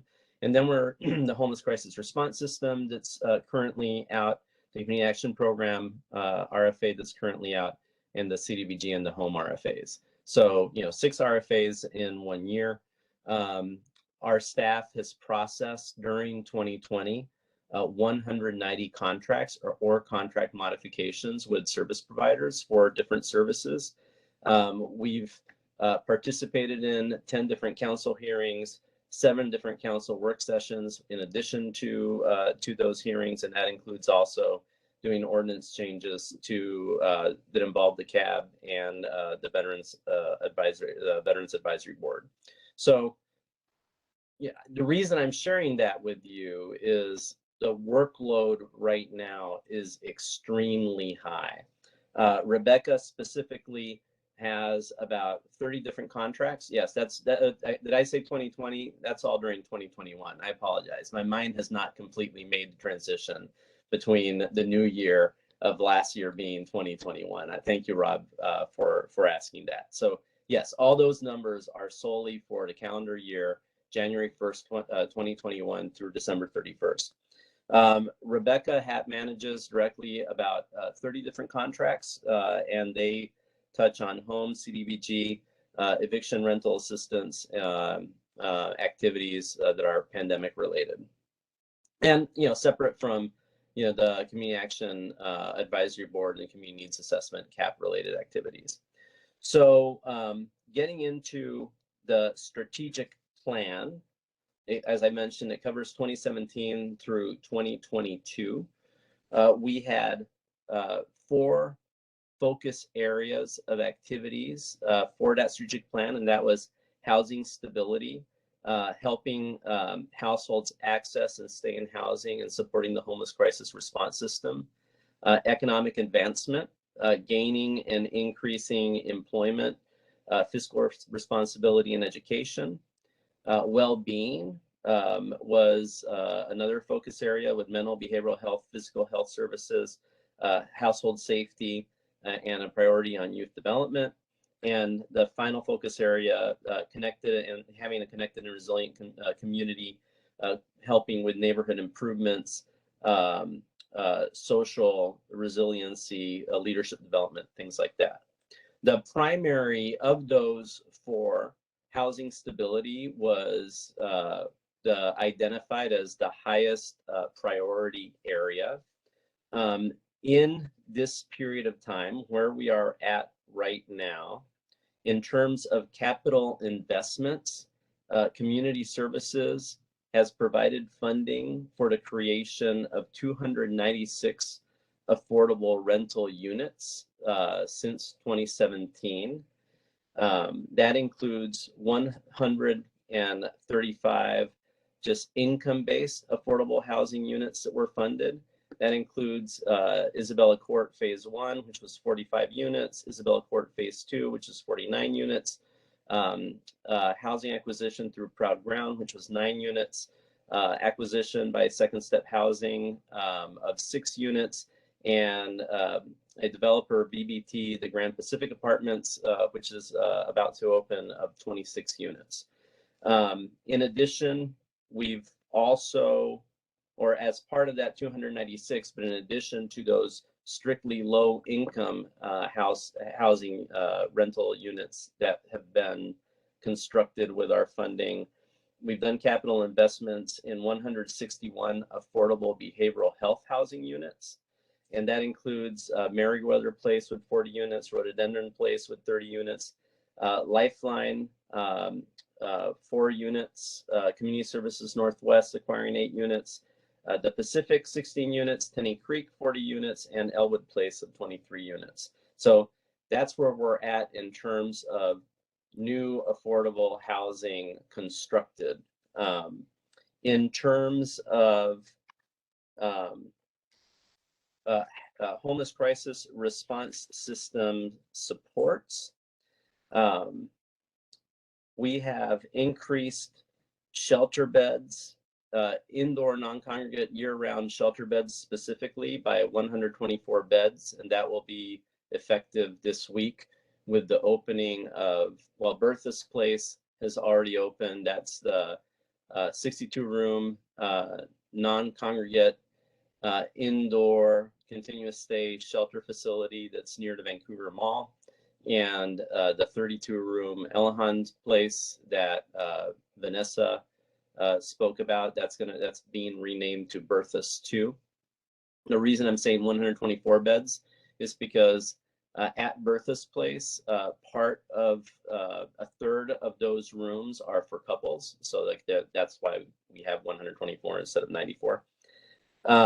We've increased outreach team. They have not opened. So Jamie Spinelli's asking, have all the rooms to Bertha's Place opened yet? The facility is open. Not all the rooms are open. As of yesterday, 26 rooms were being utilized. There's still some final rehab work being done by VHA and contractors regarding restroom facilities and fire alarms in the remaining rooms. But we're expecting that to be done, the first part of this month. So by the end of this month, I'm expecting the full facility will be operating. Outreach teams since 2017 have increased from 7 staff to 15 staff conducting outreach activities in this community. In 2017, Clark County Community Services only funded 1.5 of those staff, and that has increased to some funding of all the outreach service staff going on in the community. That includes a outreach coordination position in Council for Homeless, which is a good system change. That means that we have a single point of contact that is communicating with all the outreach teams in this community about what activities they're doing, what camps they're visiting, where they're at with the engagement. And it's an avenue for staff, policymakers from the city and the county, and even public if necessary, to reach out and give feedback of where outreach teams can go and what's going on in terms of outreach. We've introduced caseload management guidelines for all the interventions regarding homeless crisis response system. So that includes, permanent supportive housing, rapid rehousing, transitional housing, and outreach. What is the max caseload per staff person in terms of that they should be supporting and moving into housing. The reason having a max caseload is important is because we need to make sure, that people receive the supports that they need to be successful in the intervention that's taking place. So the return on investment in that will be higher rates of success in placements into permanent housing and ending homelessness. And we are also requiring our homeless service providers in contracts to form partnerships and do care coordination with behavioral health service providers to improve behavioral health related supports in the homeless crisis response system. So those are things that have actually happened between 2017 and 2022. And, I'm really excited of seeing, continuous changes and improvements in terms of the outcomes in the homeless crisis response system around that. We've also been, we did not do, community services did not do an equity lens when we formed the strategic plan, and we will be doing with the new strategic plan, as Vanessa indicated, but we did identify equity as an area of work in the current strategic plan, and we do have equity requirements, DEI requirements in our contracts with all service providers, which includes staff representation of the communities being served. That includes data measurement of who needs services, who's receiving services, what those outcomes are by demographics. One result of that work in this current strategic plan is you now see since 2018, Council for the Homeless has been publishing an equity report for the homeless crisis response system, which identifies the disproportionalities by intervention type, by program, that can also be seen currently in the system dashboard, performance dashboard that Rebecca spoke about. And in our current request for applications for the homeless crisis response system, we are asking for any applicant proposing a program to identify what they are going to do specifically to have the program address the disproportionalities that are identified in the most recent equity report for the system, for that intervention type. So that's the kind of thing that we've been doing in terms of homeless crisis response system. In terms of housing access, in addition to capital investments, we've continued to really focus on funding of rental assistance activities, both rapid rehousing. The primary focus over the last year and a half has been related to COVID eviction prevention rental assistance. COVID-related eviction rental assistance started in August of 2020 through December 31st of 2021. In that period, 4,535 households have been assisted. 39,607 months of rent assistance have been provided, and $36,775,307.64 of financial assistance for rent and utility has been distributed. That does not include any dollars going to administrative or program operating costs. That is, that $36.7 million is direct financial assistance going out to households in Clark County. So that's where we are at today.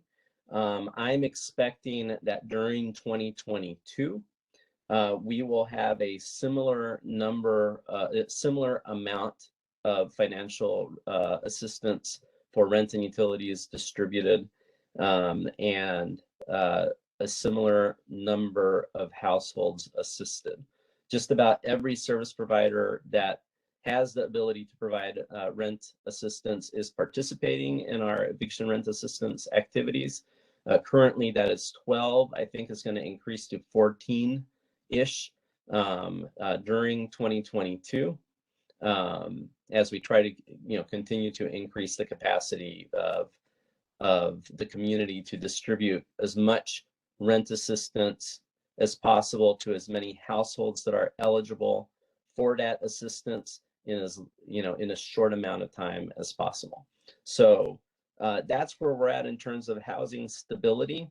In terms of economic advancement, Rebecca pretty much has covered career training, partners in career services, education services, like with Clark County. But in addition to what Rebecca has reported, with community development block grant, both regular allocation and COVID assistance. We've also provided business assistance and grants to 254 different businesses. In terms of well-being, basically we've been continuing all the behavioral health services, including access to recovery, Teen Talk, Youth Commission, Stacia, and in the connected and resilient community, the CDBG activities have provided about $2 million, a little less than $2 million a year since 2017 to the different cities in the county outside of the city of Vancouver to do low-income neighborhood improvements. So if you have any questions about where we are at in terms of update with our current strategic plan, I can answer them. As Vanessa mentioned, this year we are going to be very focused on developing the strategic plan for the department for the next 5 years. At this point, I do not know to what extent the focus areas for the department are going to change. I do expect that there will continue to be an emphasis on diversity, equity, and inclusion, and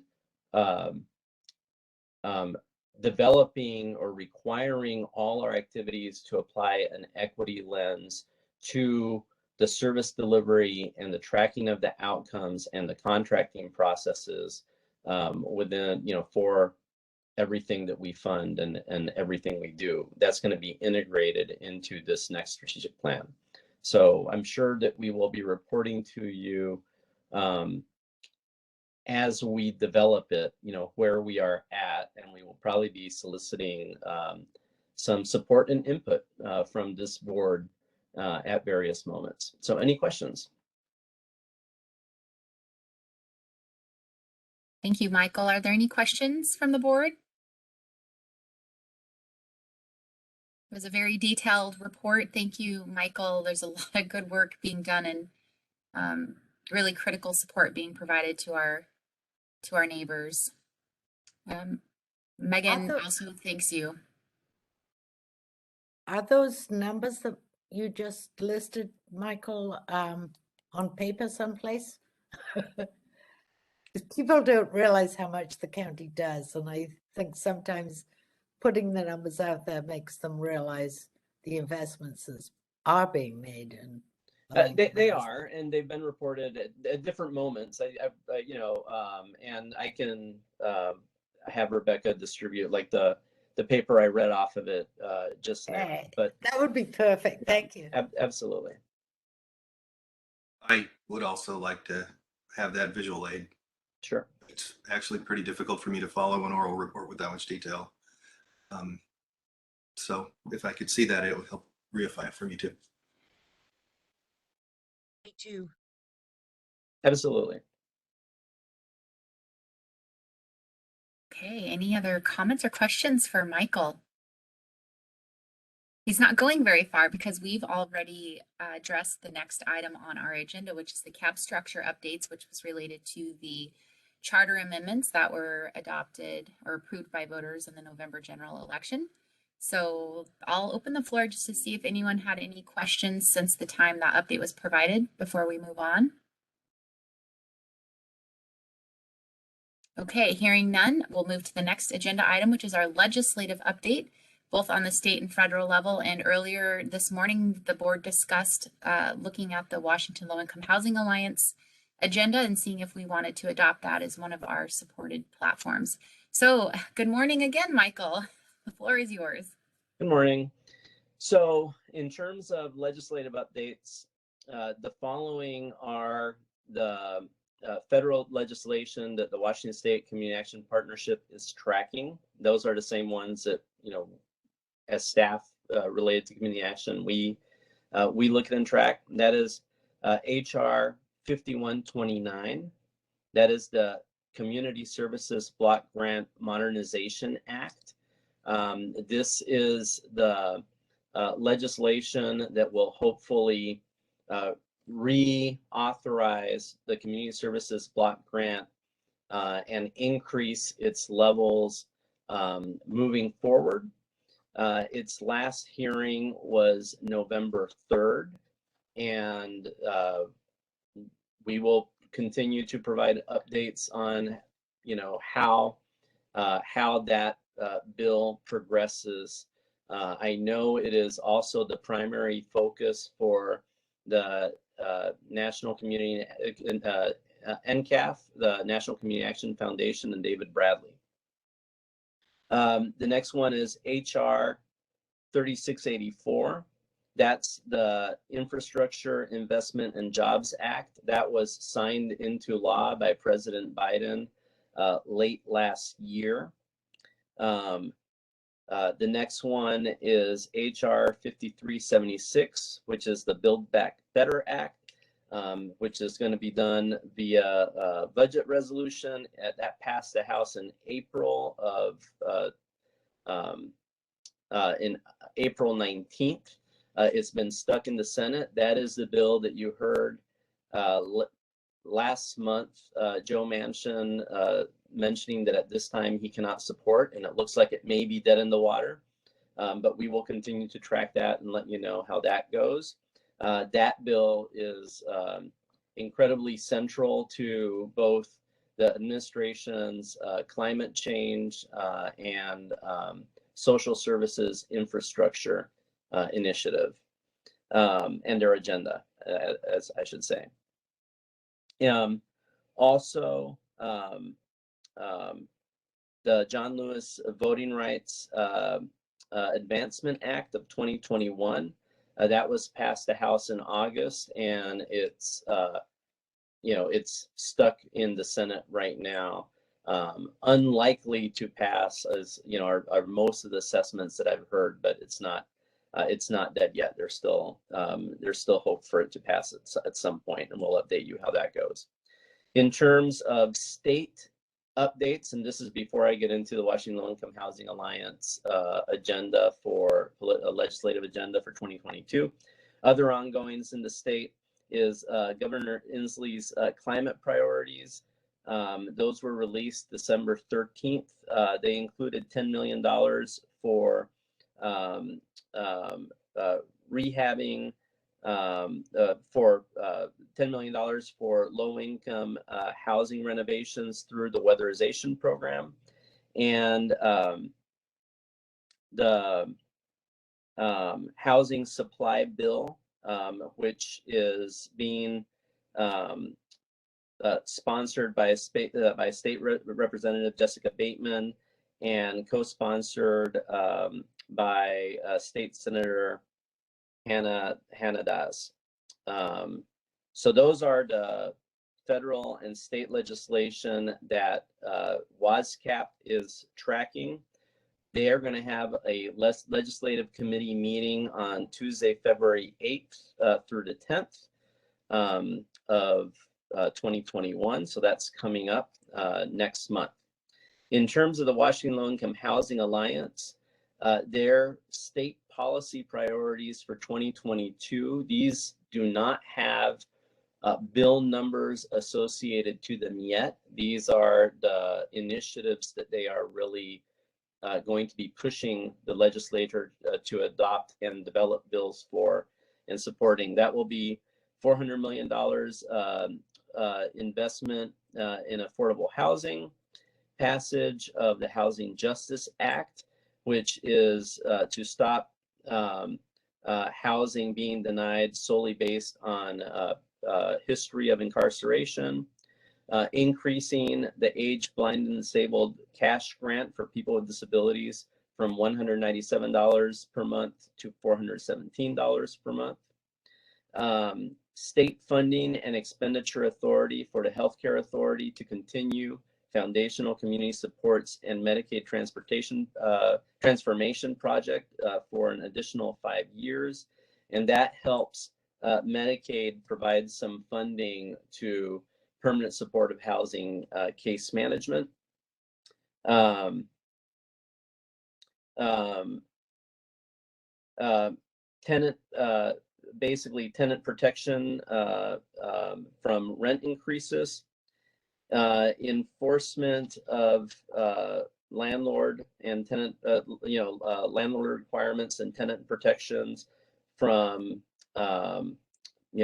additional rent increases, and enforcement of the requirement for for-profit landlords to register. Real estate excise tax exemption and as an initiative to sell property to affordable housing developers. Increases in workforce capacity and sustainability for nonprofit homeless service providers and PSH service providers. That is becoming a bigger issue as more service providers have workforce capacity limitations in the current market.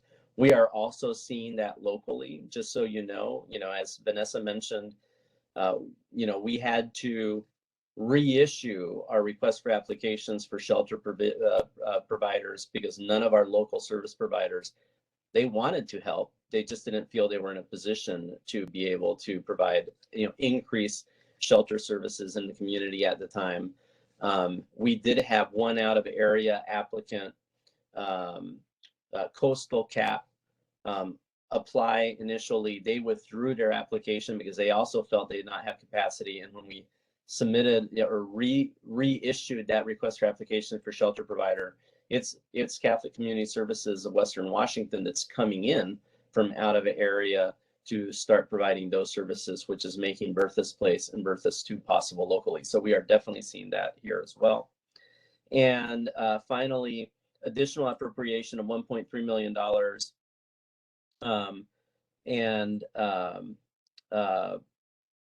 for tenant access to counsel, and $2 million for pre-eviction legal aid. So those are the Low Income Housing Alliance's legislative priorities for 2022, and we will continue to track and report on those.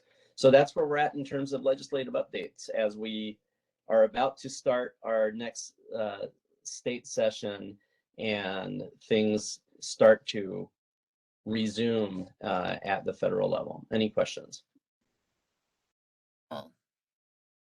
Any questions?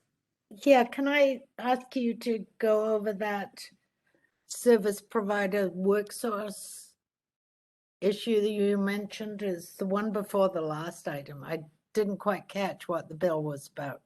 Well, so there is no bill yet. That is a legislative priority to the Washington Low Income Housing Alliance as an issue to support. And the issue is that service providers need to increase their capacity and sustainability of their workforces around homeless services and permanent supportive housing services. That is the issue. So the Low Income Housing Alliance is going to be looking for legislation that adds capacity or the ability to access capacity for, different local service providers to, I would guess, increase pay, increase sustainability of workforce initiatives, things like that. But that's that's an area they're looking at supporting. And I can just tell you, which is what I was talking about, that is a real thing that this community, our community, Clark County, is also, all our service providers are very much expressing being at their limit of what they can do, and they're struggling with retention and hiring and being able to expand capacity for to meet increased demand. They've expressed that to us. Thank you. Were there any items on the Washington Low Income Housing list? It was the last group of priorities that Michael shared. Were there any concerns? Anything that raised red flags for the board?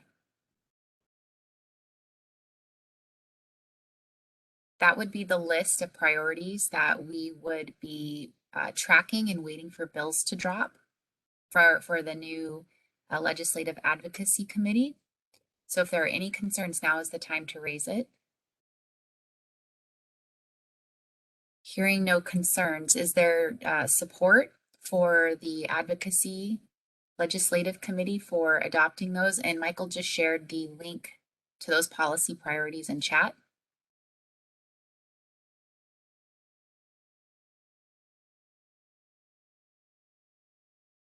So this is the time for you to show your support for the committee to take up those items and watch for bills. Alicia? Yes. It's Rob. It's okay, now that I can see it written on a screen, I am able to correlate a little better with the report that Michael gave. It's a very general list. I don't see a problem with adopting it as our positions, as long as there's some work to connect the bills with that might drop with this. Sure.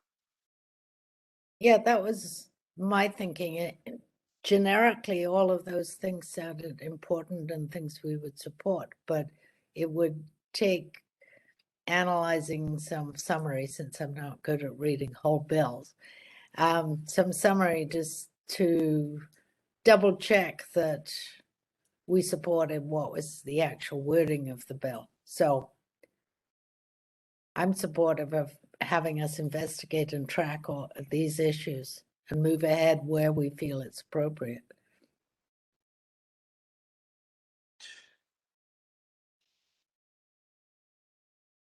Any other comments?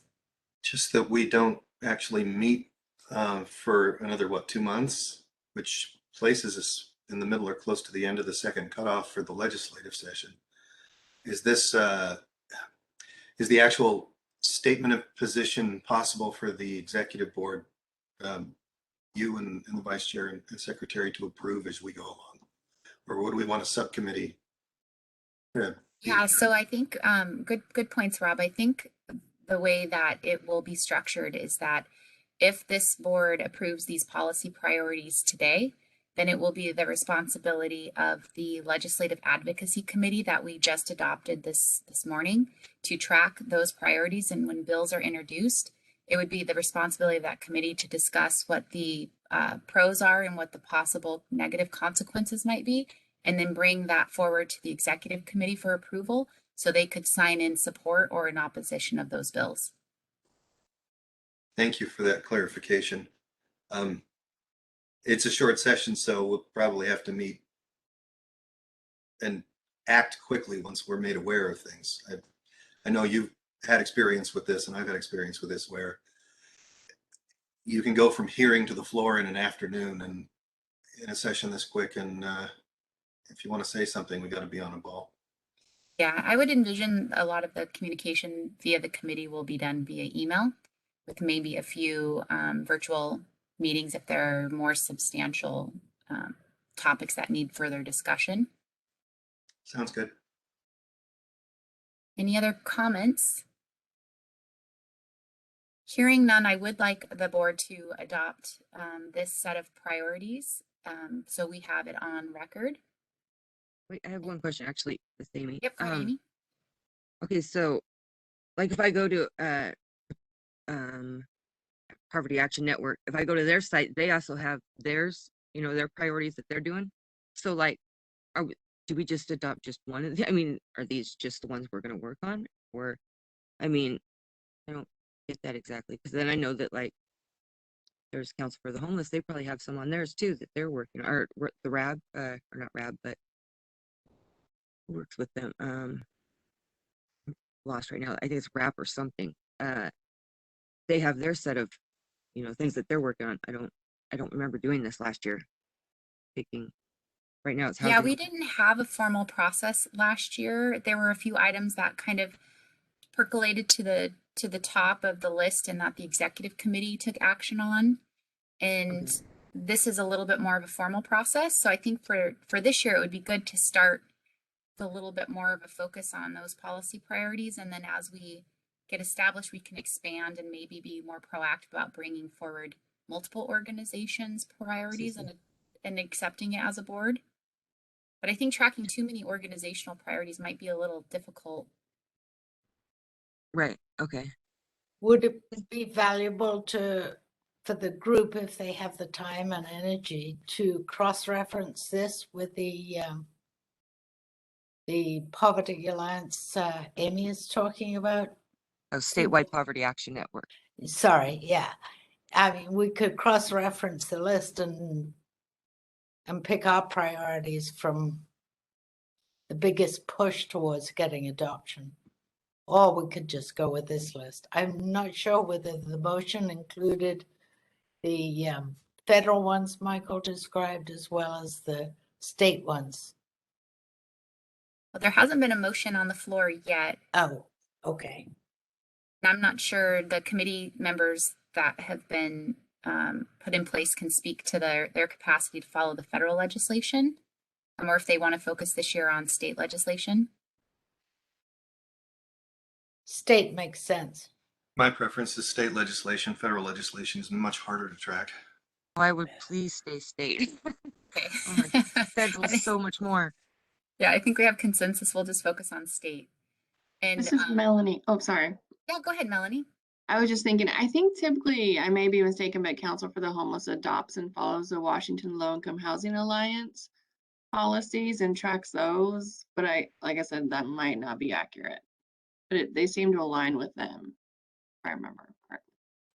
So maybe and I feel like the State Poverty Action Network also follows. They coordinate a lot on bills, and I don't think anything would prohibit us if there's a bill with, you know, support from multiple organizations to jump in and bring it forward for consideration.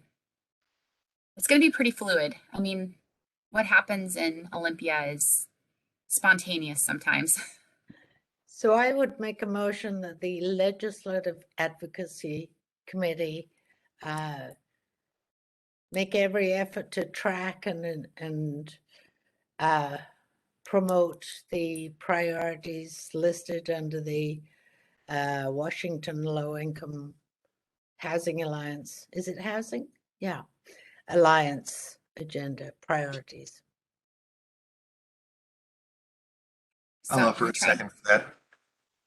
So I have a motion and a second to have the Legislative Action Committee track and monitor bills that are the Washington Low Income Housing Alliance priorities. Is that accurate, Bridget? Yours was a little longer. No, that was good. The only additional thing, oh, maybe it's under discussion, is that then those members would inform the rest of us of actions that we could take, right? So track and make recommendations. Yeah. Yes. Maybe. Like be on Okay, top of the emails. And will that be like how we've been doing it, where Rebecca receives it and then she puts it out to us? Yeah, we can figure out all the mechanics of it after the priorities have been adopted, and then we'll just set up a time, Amy, for the committee to meet and talk about our best process. So on the floor up for discussion is a motion and a second to have the Legislative Advocacy Committee track and make recommendations for the Washington State Housing Alliance's policy priorities. Any discussion? The Washington State Housing Alliances or the Washington Low Income Housing Alliance? Washington Low Income Housing Alliance. Thank you. Very good. Then my point of discussion is this will let us use their bill tracker. Good. Very good. Any other discussion? Okay, hearing none, we have a motion and second on the floor to have the Legislative Advocacy Committee track and monitor the Washington Low Income Housing Alliance policy priorities. All those in favor say aye. Aye. Aye. Aye. All those opposed, same sign. Okay, motion carries. We now have policy priorities for the Community Action Advisory Board. Congratulations. And I think that's really great. Michael, thank you so much for sharing all of the information with us from both the federal and the state level. I think this is a good foundation for us to build on as a board. And as we move through the strategic plan, hopefully we can put some work in on, making this structure a little bit more robust and incorporating local policy here with our cities and county. Okay, let's see. Before we move over to the City of Vancouver's affordable housing and homelessness update, are there any last comments before we move from this topic? Okay, hearing none, I want to welcome Samantha Whitley from the City of Vancouver. And I think on standby, she also has Jamie Spinelli. Welcome, Samantha. Excited to have you here. Hi, thanks for inviting me. Well, I am providing an update on our Affordable Housing Fund. It was a 7-year levy that was approved back in 2017 or 2016. Started collecting funding in 2017. So we're right now working on our 5-year year-end report, and I had these draft accomplishments that I've been researching. I haven't even put the final report out or presented it to anybody else, but your meeting was so early in the year, and I had these numbers, and I'm happy to share them. So we have so far completed 250 new affordable units, and these units are affordable to households that are at 50% of area median income. We have 126 that are currently under construction, and we have 125 that were just recently awarded funding and will be underway soon. So that's 501 new units. And then similarly, we also allow preservation of affordable units through the funding. And so you can see the numbers there. We have a total of 321 units that are underway or completed for preservation. And then we also have rental assistance that we fund and contract with our nonprofit providers. So we've helped 1,000. Well, we haven't quite helped 1,144 households yet. We've fully helped 834 households, and we've contracted 310 additional households that they're currently assisting. So that total is 1,144. And then these shelter numbers are the beds per shelter. So 158 over the last 5 years have been helped with operations or rehab of the shelter. And we currently have contracts for 72 beds that are currently happening for a total of 230. So I also wanted to share with you, we are currently undergoing our application process for funding right now for 2022 as well. And I thought you would be interested in our public service applications as well as our Affordable Housing Fund applications. So this is a lot of text to read, and I won't go over every application, but you can see a lot of them are dedicated to homelessness and homelessness outreach. And we also said that we wanted an increased focus on childcare assistance. So we got a couple applications for that. Our funding request limit is 50,000. That's why all of them are at 50,000. I'm sure they need more funding than that. And unfortunately, we only have $200,000 available under our public service category. So this is going to be a tough competition. And Jamie Spinelli is part of our review committee. So she'll have some good, she's good crossover to keep this board informed of how the scores and how the funding is rolled out. And I'm happy to come back and give updates after we make the awards as well. And then we also have these affordable housing fund applications. I split it up. The top list above the solid black line is CDBG and home funding for rental assistance or housing assistance. And then the bottom 4 applications are temporary shelter, emergency shelter, that will likely be funded under the Affordable Housing Fund. I didn't put the amount available because we are currently looking at shifting some of our Affordable Housing Fund dedicated funds for the preservation of housing. We haven't had a huge demand on that, and we don't expect that we'll have a lot more in the pipeline that's looking to preserve affordable housing units. So we're looking at shifting some of that funding towards homelessness services that are obviously in high demand.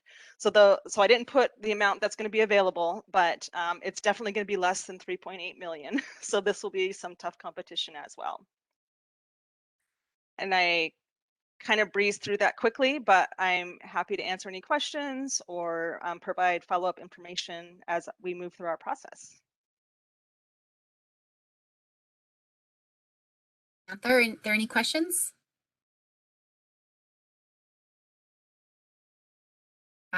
Hearing none, I do have one comment. I just want to thank you for bringing the slide deck. That's very helpful to see the grants and the requests in writing. Very, very helpful. Sure, and it's available on our website as well. Great. And Rob also mentioned, thank you for the slide deck. Yep. Thanks for having me. Yeah, thank you so much for joining us this morning. Lots of good work being done. Okay, well, we did discuss already our next item on our agenda, which was the strategic plan work group. So the board, as you recall, has asked Rebecca to follow up with the Department of Commerce and ask for an extension to the July deadline. That way we can be in alignment with community development's work and their strategic plan process. And that leads us to our open community forum. Are there any members of the public who wish to comment this morning? Feel free to unmute yourself. Are there any members of the public wishing to address the Community Action Advisory Board? Hearing none, we'll go ahead and close public forum this morning. For other business, just a reminder, we do have our second portion of our retreat this coming Friday, January 7th. It will be on the same line here via WebEx virtual from 8 a.m. until noon. We'll go through our request for application training. And if anyone has any questions prior to that meeting, feel free to reach out to Rebecca or the community services team. Is there anything from our board for general updates or general business? Okay, hearing none, I want to thank you all for the first meeting of the year. Happy 2022, and I look forward to seeing you all on Friday. Meeting is adjourned. Oh, yes. Could I loop back with you on a phone call briefly after we're done? Yeah, feel free to give me a call. Okay, what's the number? You can call me on my cell phone. I'll put it in message. Thank you. Okay. All right, meeting's adjourned. Thanks, everyone. Thank you, everyone.